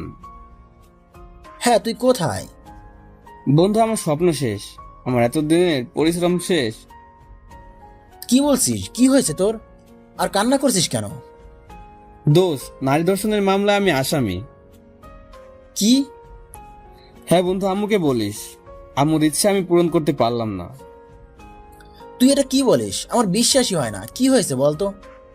আচ্ছা, তুই কোন থানায় আছিস বল? থানার নাম বললাম, আর একটু পরে রনি এসে গেল। Officer, officer. স্যার আপনি? হ্যাঁ, তুমি কাকে অ্যারেস্ট করছো কেন? স্যার, ও একজন ধর্ষক। প্রমাণ কি? স্যার, প্রমাণ তো নেই। প্রমাণ ছাড়া একজনের নামে এত বড় কেস কি করে দাও? একটা মেয়ে বলছিল ওকে নাকি এ কিডন্যাপ করেছিল আর ধর্ষণ করার চেষ্টাও করেছে। হাবিলদার, ইয়েস স্যার। তোমাদের স্যারের নামে কমপ্লেন লেখো, ও একজনকে খুন করেছে। কি বলছেন স্যার? আমি কখন খুন করলাম? কেন, আমি তো বলছি। আর এই জন্য আপনাকেও জেল খাটতে হবে। কেন? বিনা সাক্ষী প্রমাণে একজন মেয়ের কথায় তুমি আরিয়ানকে যেমন করে অ্যারেস্ট করছো, ঠিক তেমনি বিনা সাক্ষী প্রমাণে আমার কথায় এখন তোমাকেও অ্যারেস্ট করা হবে। Sorry sir. আপনি একজন পুলিশ হয়েও এই ভুলটা করতে পারলেন। আপনি জানেন না সাক্ষী প্রমাণ ছাড়া কাউকে কোনো কেস দিতে নেই। সরি স্যার, ভুল হয়ে গেছে। এই কে আছিস? ওকে ছেড়ে দে। আপনার এই ভুলের জন্য ওর জীবনটা নষ্ট হয়ে গেল। জানেন উনি কে? না স্যার। উনি হলেন হবু আর্মি। আচ্ছা, আপনাদের এখান থেকে কি ক্রিমিনালের লিস্ট আর্মিতে জমা দেওয়া হয়ে গেছে? জি স্যার, একটু আগেই দিলাম। তাতে কি আরিয়ানের নাম আছে? হ্যাঁ আছে। সরি দোস্ত, আমি আর কিছু করতে পারলাম না। তোর নাম এখন হেড অফিস পর্যন্ত পৌঁছে গেছে। আমার বুকটা ফেটে যাচ্ছে। চল বাসায় চল। তারপর রনির গাড়িতে করে বাসার দিকে রওনা হলাম। জানিস আজ আম্মু কতটা কষ্ট পাবে? আমার খুব ইচ্ছে ছিল আমি খুব বড় আর্মি হব। যা হওয়া তা তো হয়ে গেছে। তুই আর্মি হতে পারিসনি তো কি হয়েছে, পুলিশ হবি। তোকে কালকে থেকে জয়েন করিয়ে দিব। না রে, আর্মি যখন হতে পারলাম না তখন আর পুলিশ হয়ে লাভ কি? আরে না, সমস্যা কি? না, তখনই সামনে দেখলাম রিয়া। আরে রিয়া, এ রনি থাম। আরে আরিয়ান, তুমি? ওই রিয়া, কই যাচ্ছ? এই তো বাসায়। উঠে বসো। রনি চল। এটা কে গো? এটা আমার জান বন্ধু রনি, এখনো সিঙ্গেল। তাই? তা কেমন আছো? এই আলহামদুলিল্লাহ ভালো। তুমি কেমন আছো?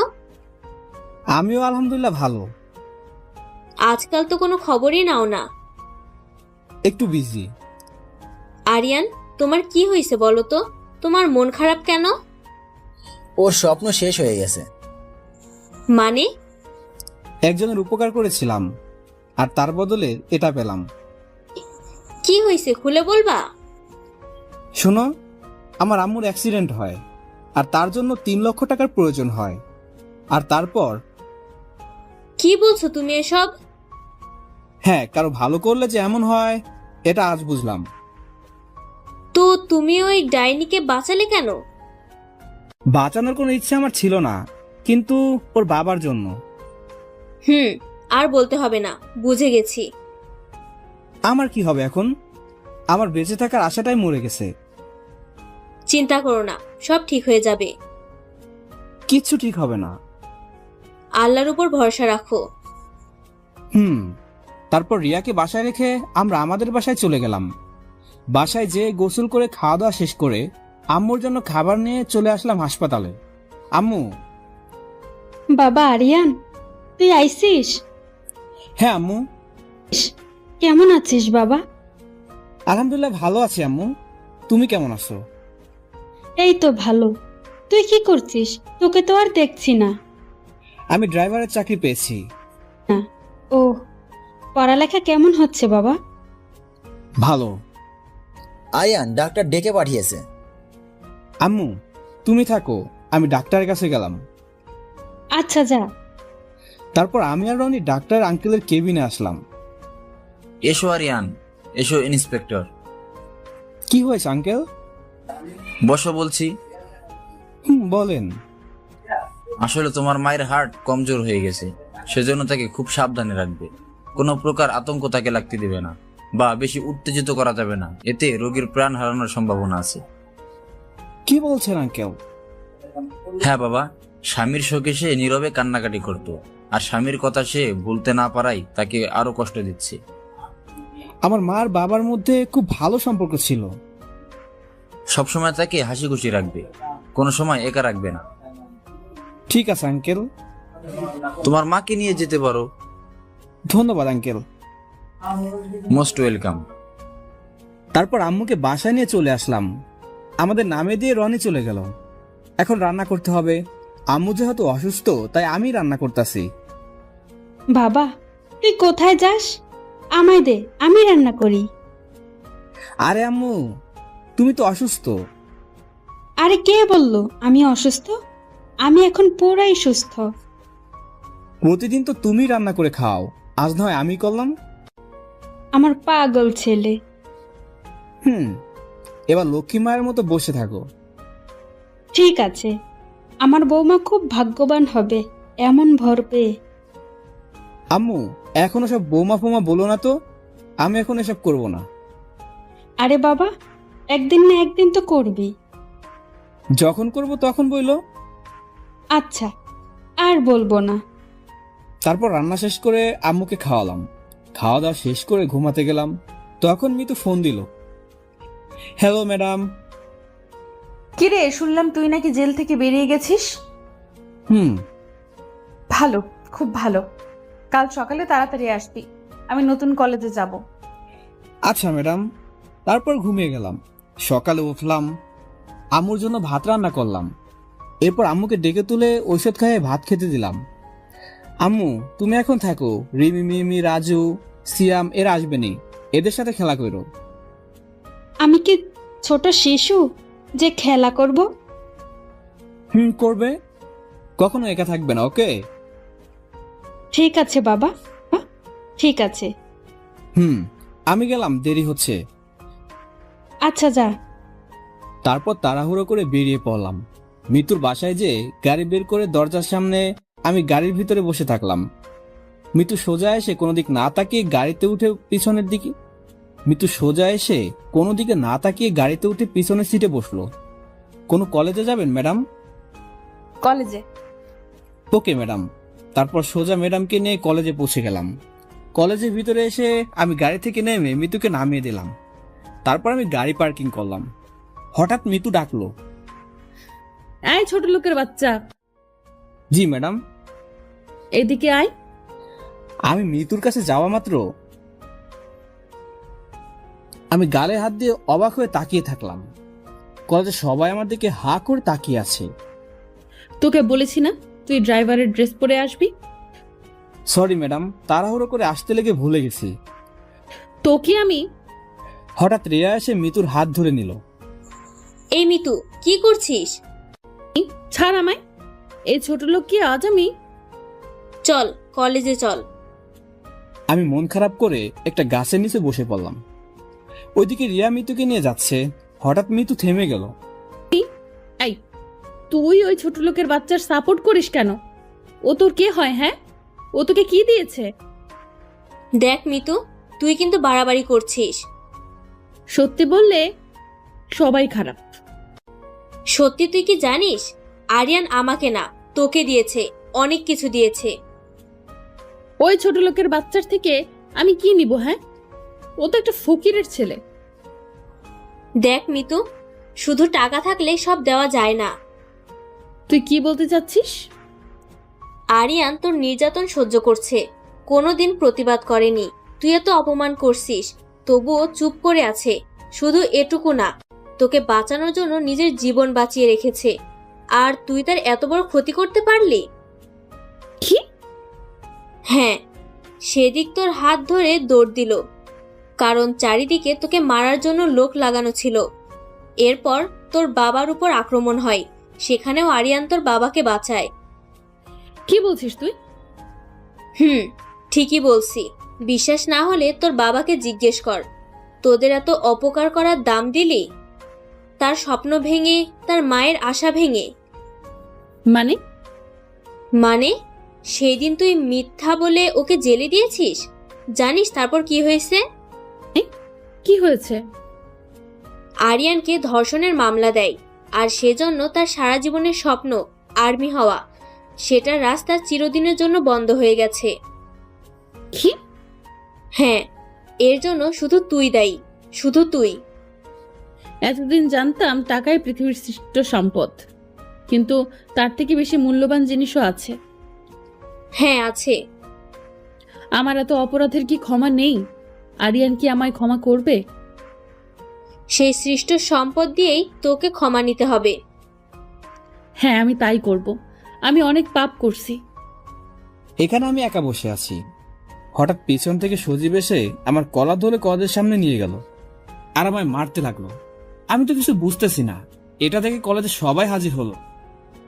সজীব, কি করছো? ছাড়ো ওকে। জানো ও কি করছে? ও কিছু করেনি, সব আমি করেছি। তোমায় মারার হুমকি দিছে। কি বলছো তুমি? তাহলে শোনো এটা। আমি সেদিন মিতুকে বাঁচানোর জন্য সজীবের সাথে কথা বলছিলাম, সেটা রেকর্ড চালু করলো, কিন্তু শুধু আমার কথাগুলো সজীবের কথাগুলো কেটে নিছে। চলেন শোনা যাক। এই সজীব বস। জি, কে বলছেন? আমি যেই বলি না কেন, তোর জিএফকে আমি টপকিয়ে দেব। কি বলছেন এসব? হ্যাঁ, আমায় অনেক অত্যাচার করে। আমি কেন সহ্য করি জানিস? কেন? কারণ আমি ওর পরিবারে যেতে চাই, আর তারপর তাদের মেরে পুরো সম্পত্তির মালিক আমি হতে চাই। হা হা হা। Hello hello. এটা ছিল রেকর্ডিং, পুরোটাই বানানো। কিন্তু একটা কথা বুঝতে পারছি না, আমার হুবহু কণ্ঠ কপি করলো কেমনে? এটা পুরো মিথ্যা, আমি এসব বলিনি। ভুল। আমি তোকে ভালো মনে করে ভুল করছি। তোদের মতো ছোট লোকেরা কখনোই ভালো হয় না। ম্যাডাম বিশ্বাস করেন, এসব মিথ্যা। চুপ কর ছোট লোকের বাচ্চা। আমার কথা বিশ্বাস করেন। দেখলে মিতু, তুমি কত বড় ভুল করতে যাচ্ছিলে। ধন্যবাদ সজীব, আজ তুমি আমায় অনেক বড় বিপদ থেকে বাঁচালে। অনেক সহ্য করেছি, আর না সজীব, পুলিশকে ফোন করো। ফোন করার কোনো প্রয়োজন নেই, পুলিশ এসে গেছে, সাথে আর্মিও আছে।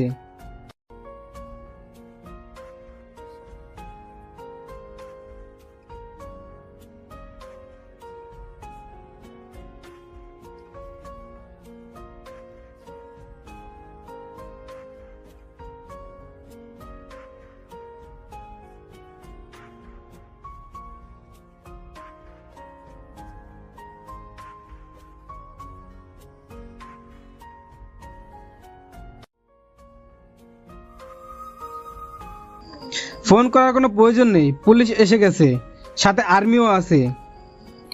আমি পিছনে তাকিয়ে দেখি রনি আর কমান্ড স্যারের টিম। রনি। সরি বন্ধু, এন্ট্রি মারতে একটু দেরি হলো। আর এজন্য একটা ডাইনির হাতে থাপ্পড় খেতে হলো। মুখ সামলে কথা বলবেন। আমার মুখ সামলেবে না, তুমি বিনা অপরাধে আমার বন্ধুকে অপরাধী করছো। যেই ভুল আমি করতে যাচ্ছিলাম সেটা দয়া করে আপনি করবেন না। ভুল আমি না, বরং এই মুহূর্তে আপনি করছেন। মানে যাকে আপনারা দোষী বলছে সে দোষী না, আর যাকে আপনারা বিশ্বাস করছেন, বাহবা দিচ্ছেন, সে হলো আসল দোষী। কি বলতে চান আপনি? খুবই পরিষ্কার, আপনি যেই দোষে আপনার বন্ধুকে দোষী বলছেন সেই দোষের আসল দোষী হলো সজীব। নিজের বন্ধুকে বাঁচাতে আরেকজনের উপর দোষ চাপাচ্ছেন? জি না, সজীব এই রেকর্ডিং শুনিয়েছে, সেটা ছিল নকল। তাহলে আসলটা কই? এই তো শোনো। তারপর আসলটা সবাইকে শোনালো। এটা যে আসল এর কোনো প্রমাণ আছে? জি হ্যাঁ হাবিলদার। Yes sir. আমার শালাদের একটু এদিকে আনো তো। Yes sir. হাবিলদার দুজন লোককে বাইরে আনলো। তোরা এখানে? দেখলেন ম্যাডাম, বন্ধুর প্রতি কত টান। সজীব তুমি? ছি, এসব মিথ্যা, আমায় ফাঁসানো হচ্ছে। সত্যি বলবি নাকি আমি বলবো তোর গালকে?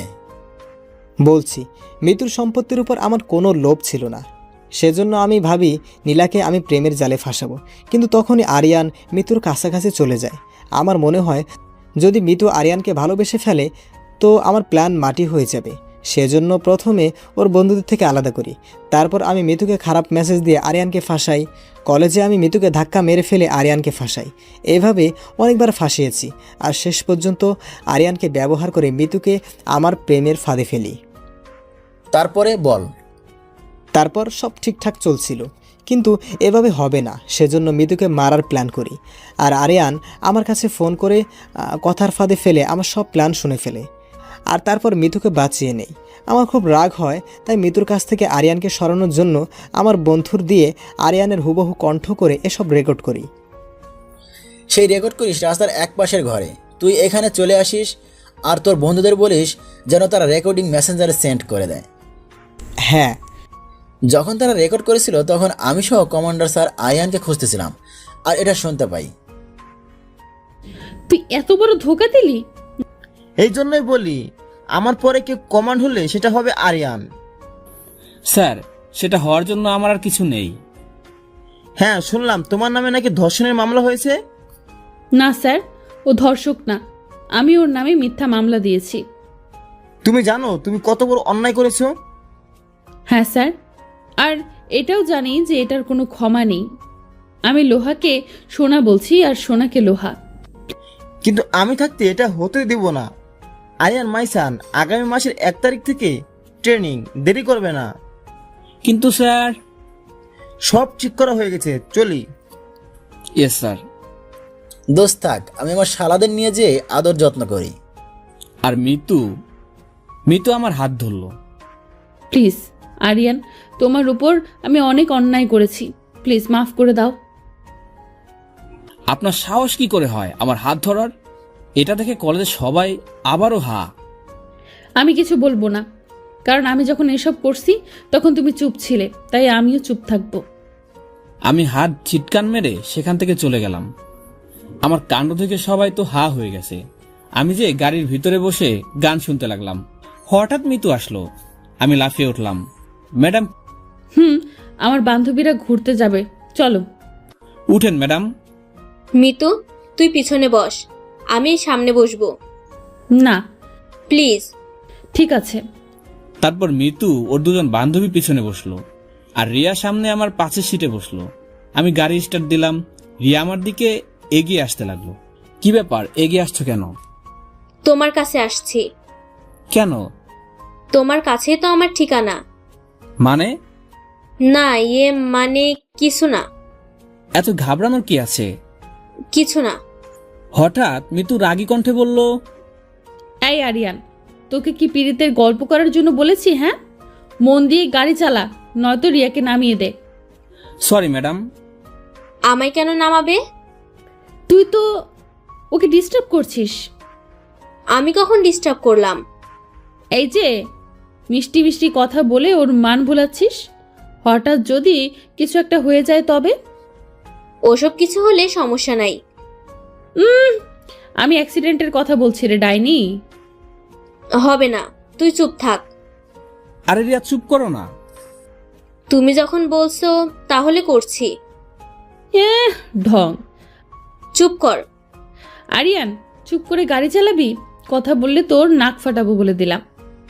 Okay madam. তারপর আমি একটা পার্কের সামনে গাড়ি দাঁড় করলাম। চল রিয়া, ভেতরে চল। আরিয়ান, তুমিও চলো না। আরে না, তোমরা যাও, আমি গাড়ি পার্কিং করব।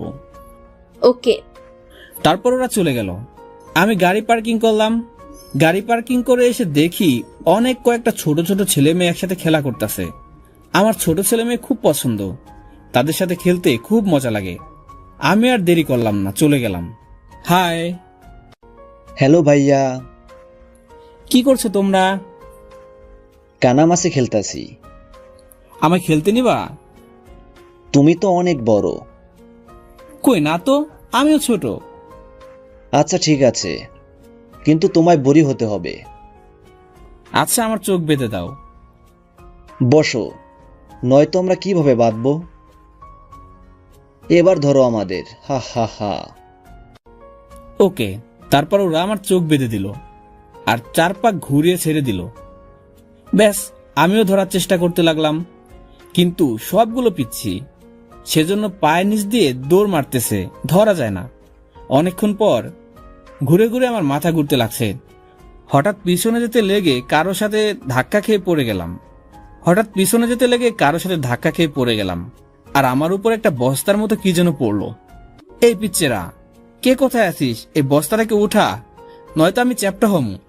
কেউ কোনো কথা বলে না। আমি বেঁচে আছি নাকি মরছি? হঠাৎ একটু পাতলা অনুভব করলাম। এ কি, বস্তা কি একা একা উঠতে পারে? যাক, হতেও পারে, যুগ পাল্টে গেছে।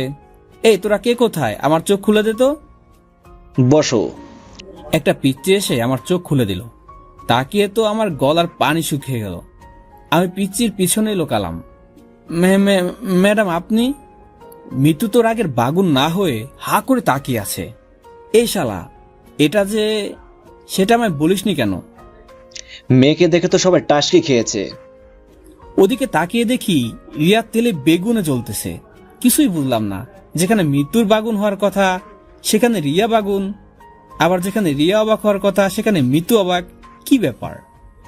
এই মিতু কই হারালি? কই না তো। এ কথা বলে আমার দিকে তাকালো। আমি ভাবছি আজ আমি শেষ। যেখানে মৃত্যুর হাতে হাত দিলে একটা থাপ্পড়, আজ পুরো গায়ে হাত। ছি, আজ যে হবে আমার। মিতু আমার দিকে তাকিয়ে সুন্দর একটা মিষ্টি হাসি দিল। মেয়ে যেমনই হোক, হাসিটা কিন্তু সেই ছিল। মিতুকে দেখার পর থেকে আজ প্রথম ওর হাসি দেখলাম। খুব সুন্দর হাসি। আমার হার্টবিট বেড়ে গেছে। থাপ্পড়ের বদলে হাসি? এবার তোমার গলায় লাগাবে ফাঁসি। চুপ। চল আরিয়ান, এসো। জি ম্যাডাম। বাই পিচ্চিরা। আবার এসো। বাই। ওকে। তারপর গাড়ির কাছে গেলাম। রিয়া আমার দিকে সেই লুকে তাকিয়ে আছে। ওভাবে তাকাচ্ছ কেন? খুন করমু তাই। আমি কি করবো? তাই খুন করবে? কি করনি তাই বলো। মাথা করছি, চলো। তারপর তাদের নিয়ে আবার কলেজে আসলাম। বাই, কাল বিকেলে দেখা হচ্ছে তাহলে। ও বিকেলে আমার সাথে থাকবে। তোর সাথে থাকলেও আমার সাথে থাকবে। তুই যাবি? যাচ্ছি। তারপর ওরা চলে গেল। উফ, ঝামেলা বিদায় হয়েছে। ম্যাডাম বাসায় যাবেন নাকি ওখানে দাঁড়িয়ে থাকবেন? ও সরি। মিতু এসে সামনের সিটে বসলো। ম্যাডাম আপনি সামনের সিটে? কেন, বসতে পারি না নাকি? পারেন না কেন? এটা তো আপনার গাড়ি, যেখানে খুশি সেখানে বসবেন। রিয়া বসলো। কই, তুমি তো কোনো গল্প করলে না। আসলে আপনি তো কোনোদিন পিছনে বসেন না, সেজন্য। বেশি বকবক না করে এবার বাসায় চলো। কিছু দূর আসার পর আমি মিতুর দিকে তাকিয়ে দেখলাম, মনে হচ্ছে ওর মন ভালো আছে। কিছু বলবে? না, মানে সরি। কি জন্য? থাপ্পড় মারার জন্য। আসলে আমার মাটা ঠিক হয়নি। তুমি এত ভালো কেন? হ্যাঁ, আমি তো আবুল হয়ে গেছি। মানে জি ম্যাডাম। আমি এতদিন তোমার উপর কত অত্যাচার করেছি, কত মিথ্যা কত থাপ্পড় মারছি, তুমি চুপ করে সহ্য করেছো, আর আজ আমাকে থাপ্পড় মেরে আবার সরি বলছো। আসলে আমরা গরিব, গরিব হয়ে বড় লোকের গায়ে হাত তোলা মানায় না। এসব বলে আর আমায় লজ্জা দিও না প্লিজ। আমি এতদিন ভুল জেনে এসেছি, এখন তো আমি ঠিক জানতে পারছি, তাই প্লিজ পুরনো কথা বলে আমায় লজ্জা দিও না। এ কি বলছেন ম্যাডাম, আপনাকে কেন কষ্ট দিব? আমার একটা কথা রাখবে? জি ম্যাডাম বলেন। প্লিজ আমায় ম্যাডাম বলে ডেকো না, আমার নাম ধরে ডেকো। তা হয় না ম্যাডাম, একজন সামান্য ড্রাইভার হয়ে মালিককে কি করে নাম ধরে ডাকি? ডাকতে বসি ডাকবি, কিন্তু আর একটা কথা বলে দেখ, তোর নাক আজ ফাটিয়ে ফেলামু। Okay madam. উফ, সরি মে থুকু মিতু। এবার ঠিক আছে। তারপর মিতুকে নিয়ে তার বাসায় গেলাম। মিতু গাড়ি থেকে নেমে বাসায় চলে গেল, আর আমি গাড়ি পার্কিং করে আমার বাসায় চলে আসলাম। আম্মু, ও আম্মু, আছি, এত চিল্লাস কেন? তুমি একা আছো নাকি? আরে বাবা না, আমার মেয়েরা আছে। কই রে রিমি মিমি? আচ্ছা আমি রান্না করতেছি, তুমি বসো। পাগল নাকি? আমি রান্না করে রাখছি। কখন করলে? তুই কাজ এসে আবার রান্না করবি, তাতে তোর অনেক কষ্ট হবে, সেজন্য আমরা সবাই মিলে রান্না করছি। ওহ, এবার যা গোসল করে আয়। তারপর আমি গোসল করতে গেলাম, গোসল করে খেতে আসলাম। আম্মু কি রান্না করছো? তোর প্রিয় খাবার আলু ভর্তা। ও, তারপর খাওয়া দাওয়া করে একটু রেস্ট নিলাম। তখন রিয়া ফোন করলো। হ্যালো। কি করো? শুয়ে আছি, তুমি? একজনের কথা ভাবতাছি। ভালো। আজকে তোমায় নিয়ে ঘুরতে যাব। পাগল নাকি? কেন? আমার চাকরি আছে, সেখানে যেতে হবে। আজকের জন্য ছুটি নাও। হুর, জীবনেও দিবে না। মিতুর বাবাকে বলো, তাহলেই দিবে। পারবো না।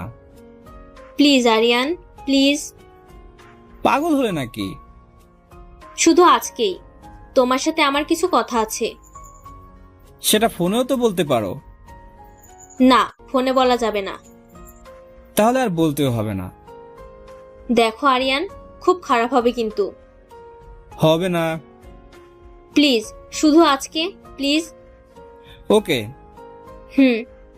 রিয়ার ফোন কেটে মিতুর বাবা মানে আমার স্যারের কাছে ফোন দিলাম।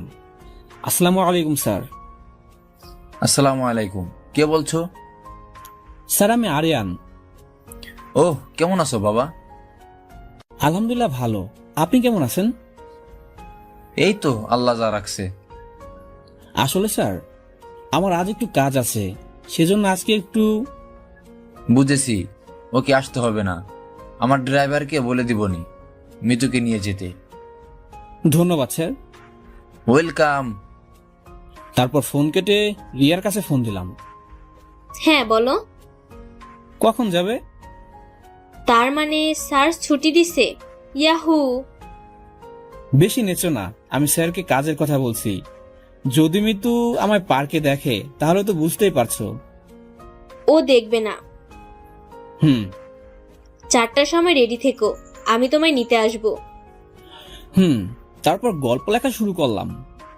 সারাদিন এভাবে মোবাইলের দিকে তাকিয়ে গল্প লেখছিস আর আর্মি হওয়ার স্বপ্ন দেখছিস। গল্পের সাথে আর্মি হওয়ার সম্পর্ক কি? চোখ নষ্ট হয়ে যায়, জানিস না নাকি? আরে আম্মু, লাগছে তো। লাগার জন্যই তো ধরা। ছাড়ো, কেউ দেখলে আমার পেস্টিস পানসার হবে। হবে হোক। লাগছে তো, উফ। আজ তোর কাজ নেই? ছিল, কিন্তু ছুটি নিছি। কোথায় যাবি? ঘুরতে যাবো আম্মু। ঠিক আছে, কিন্তু বেশি রাত করবি না। তারপর 4টার সময় রিয়া স্কুটি নিয়ে চলে এলো। আরিয়ান বাবু, আরিয়ান বাবু। ওই, এমন ভাবে ডাকছো মানুষ শুনলে বলবে কোনো ছোট বাচ্চাকে ডাকছো। হা হা হা। হাসাহাসি বাদ দাও। উঠে বসো। ওকে। জি স্যার। ভ্যা। তারপর ট্যাক্সিতে করে বেরিয়ে পড়লাম। ঘুরতে ঘুরতে পার্কে আসলাম। পার্কে ঢুকতেই রিয়া বসে পড়লো। কি হলো? আমার জুতা ঠিক করি। আমি দাঁড়িয়ে থেকে এদিকে ওদিকে দেখতে লাগলাম। হঠাৎ মিতু চোখে পড়ল। মিতু মিতু আমায় দেখে তেমন রিয়াকশন করলো না, কিন্তু যখনই রিয়া দাঁড়ালো আর ওর দিকে তাকিয়ে একদম রাক্ষসী হয়ে গেল। রিয়া মিতুকে দেখে আমার হাত ধরলো, আর মিতু তো ফন ফন করে ছুটে চলে আসতেছে। এবার কি হবে? আরে এত ভয় পাচ্ছ কেন? থাপ্পড় তো তোমায় মারবে না, আমায় মারবে না। আজকে থাপ্পড়